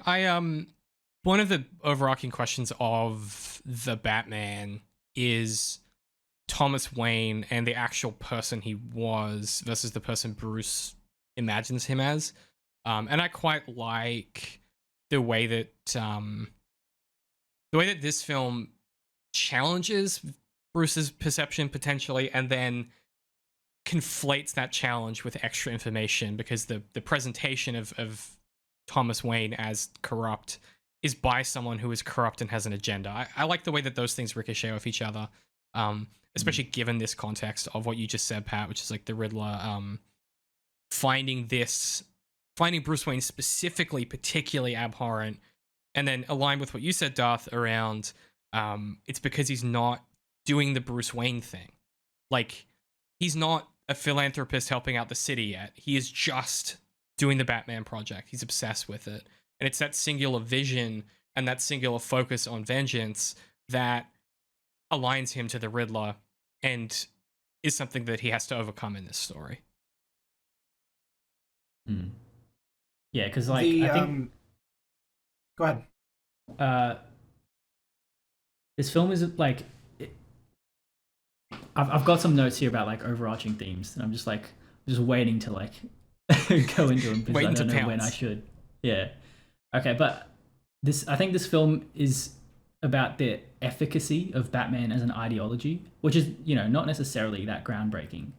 But like, say, like in The Dark Knight, like that film challenges Batman's entire purpose of fighting for justice, right? It's meaningless when evil is a random and unpredictable force, not subject to morality or reason.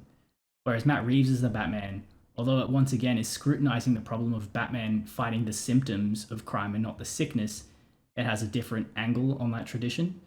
Because, you know, Batman is, as usual, like using the Gotham Project, as he calls it, i.e. Batman, as a coping mechanism for himself. He's narrow-minded and immature and lacks compassion. And that's, you know, we get that embellished throughout the film, like, for example, when Selena calls him out on his biases, and Batman just straight up rejects them. He's like, you know, she's like, whoever you are, you obviously grew up rich. That's the response to Batman saying, you know, oh, you made these choices and those choices have consequences. Yes. Yeah, exactly. And the question of efficacy is not just the question of whether or not this is a good thing for the city. It's also like the internal, like you just kind of alluded to. It's also a question of like psychologically, what is this doing to Bruce? Like, what?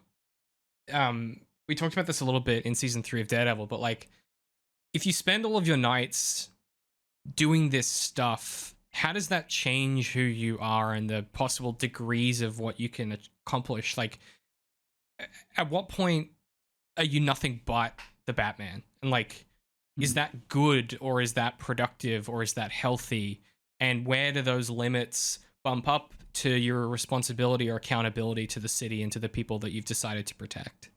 And that's very, very Batman Year One. Like, you know, that internal psychology at odds with the both the efficacy of the Batman project and the effectiveness of the Batman as a coping mechanism for Bruce.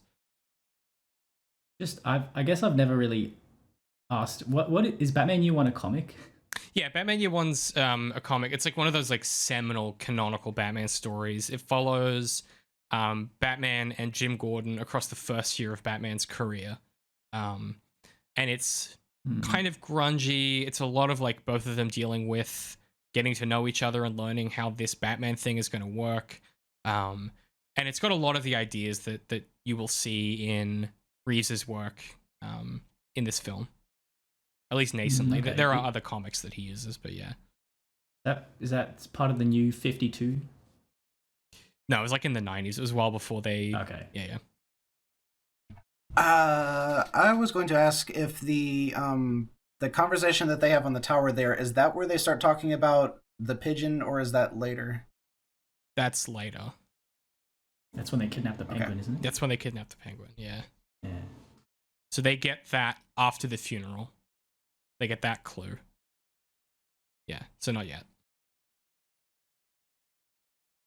Let's talk about cufflinks really quickly, because I think this is thematically important. We've already alluded to it, but yeah, Bruce he's getting ready to go to the funeral, and he can't find his cufflinks, presumably because he just hasn't gone out as Bruce Wayne forever.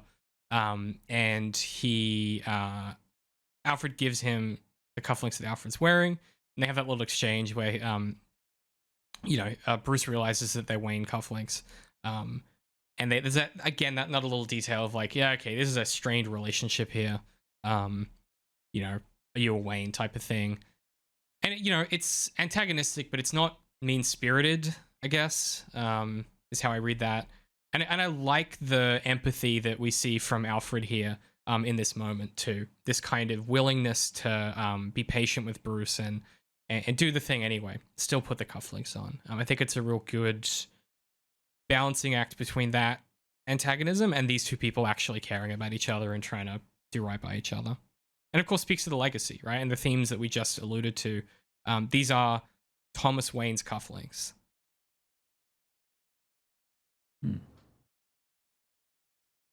Plus, Robert Pattinson looks great in a suit. Just gonna say it. and I like that Thomas Wayne gave them to Alfred. That's nice. Yeah, it's a nice detail. They seem like they got along, right? Like, Yeah. And the amount of belief that Alfred has in Bruce, it's great. Are we cutting before the next scene, which is him driving to the funeral? We can talk. Well, my plan was we would, when he gets out of the car is where we'd stop if you want.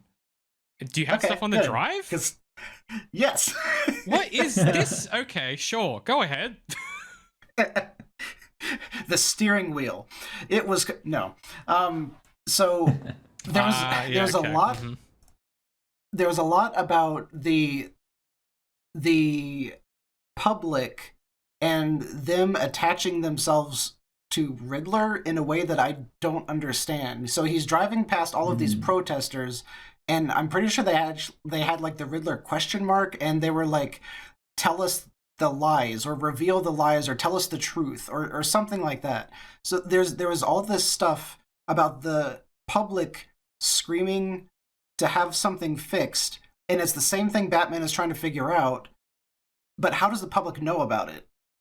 And so I didn't understand the protesting bit and how it was connected, unless it's having to do with Riddler's secret live streams that he's been doing, and those people are like part of his following. No, it was the video that you saw on the news. You know when he announces himself as the Riddler? He says, "I'm going to keep killing people until the truth comes out." People are protesting because they don't want more people to die. They want the truth to come out. That's my assumption. Okay. Yeah, okay. That makes sense then. Okay. Is that right, Pat? That's I don't know. like the shape of the thing. Yeah, I mean, I'm putting that together just now, but yes, that sounds right. It's like in the Dark Knight when they're like the guy's going to tell everyone who the Batman is, and the Joker's like, I've changed my mind. If he says who the Batman is, and all the hospitals blow up or whatever, so people try to kill the guy. It's like the same kind of mechanism, I think. But it's the reverse though, because the people are being abused by the politicians, and here it is the politicians who are being killed. So the people wouldn't want the truth to come out. They want the politicians to keep dying. So the protesting is the opposite of what they would be doing. Yeah, but they would be saying, don't tell the truth. But this isn't logical. This is emotional, right? This is they're afraid, so they're, you know, like typical reactionary lefties. Am I right? Am I right, boys? Yeah. Classic. But, I mean, I guess that does raise the question of like, how do they know that something is corrupt? They know something is corrupt. They don't know what it is, but they want it out. I mean, you live in Gotham. Because a guy on the internet told them. I don't know. You know something's wrong in Gotham. You live in the city. So, like, that's true. Do you know what I mean? Like, it'd be like living in New York in the 70s. You'd be like, something is wrong here. And I don't know what, but something fundamentally is wrong. That's just general paranoia. Everyone in the universe gets that. Yeah, except it's true here. Yeah, no, that's a line from Hitchhiker's Guide to the Galaxy. True. Yeah. Yeah. Oh yeah. It's a great film. That's genre fiction. That might end up on the show at one point. Yeah, so we get arriving at the funeral, and he gets out and he's sort of going up the steps. I like his car. It's very cool. It's a cool little car that he drives. It's a vibe. Goth kid energy, you know? Goth kid glam, I think is what the internet described this as, which I think is completely right.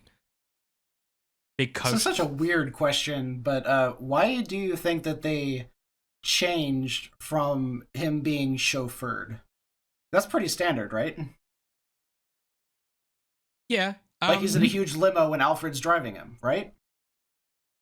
I think it's as simple as that's not the relationship they have. He's not doing Bruce Wayne stuff. He's not whipping around in a limo. Alfred's not with him all the time. Alfred's back waiting to help with the project or feed him and stuff like that. So this is Batman driving because Batman is going to investigate. Batman is not here as... He's technically disguised as Bruce Wayne, but he's not here doing Bruce Wayne stuff. He's here doing Batman stuff. And he likes to drive. He doesn't want to be chauffeured around. It's true. I mean, Probably. If you own that car, it seems like it'd be fun to drive. Yeah. Yeah. That is my, like, simple answer. I'm sure you could sort of thematically read into more there if, that's another free essay idea. Why does he drive himself? I'm sure there's some really interesting ideas you can pull out there.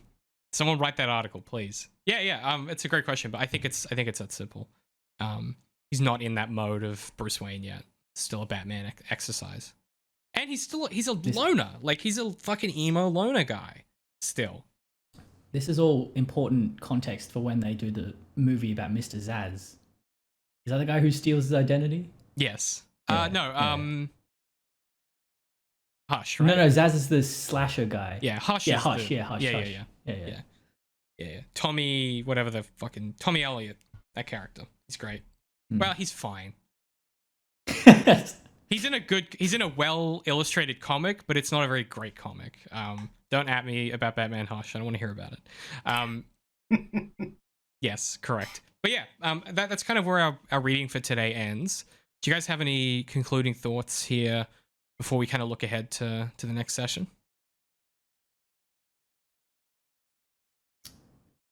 No.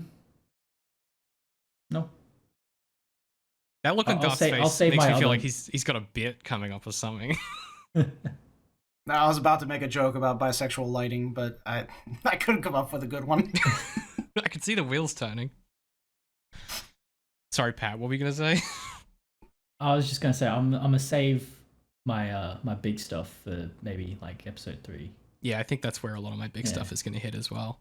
Yeah. So we will leave it there. Darth, if people want to find you on the internet, where can they find your work? What have you got coming up? This will be coming out in February, if that helps.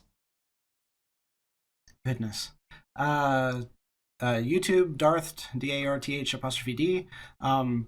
I am working on an Acolyte video essay right now because we haven't talked about it enough already, even though we just did a podcast on it.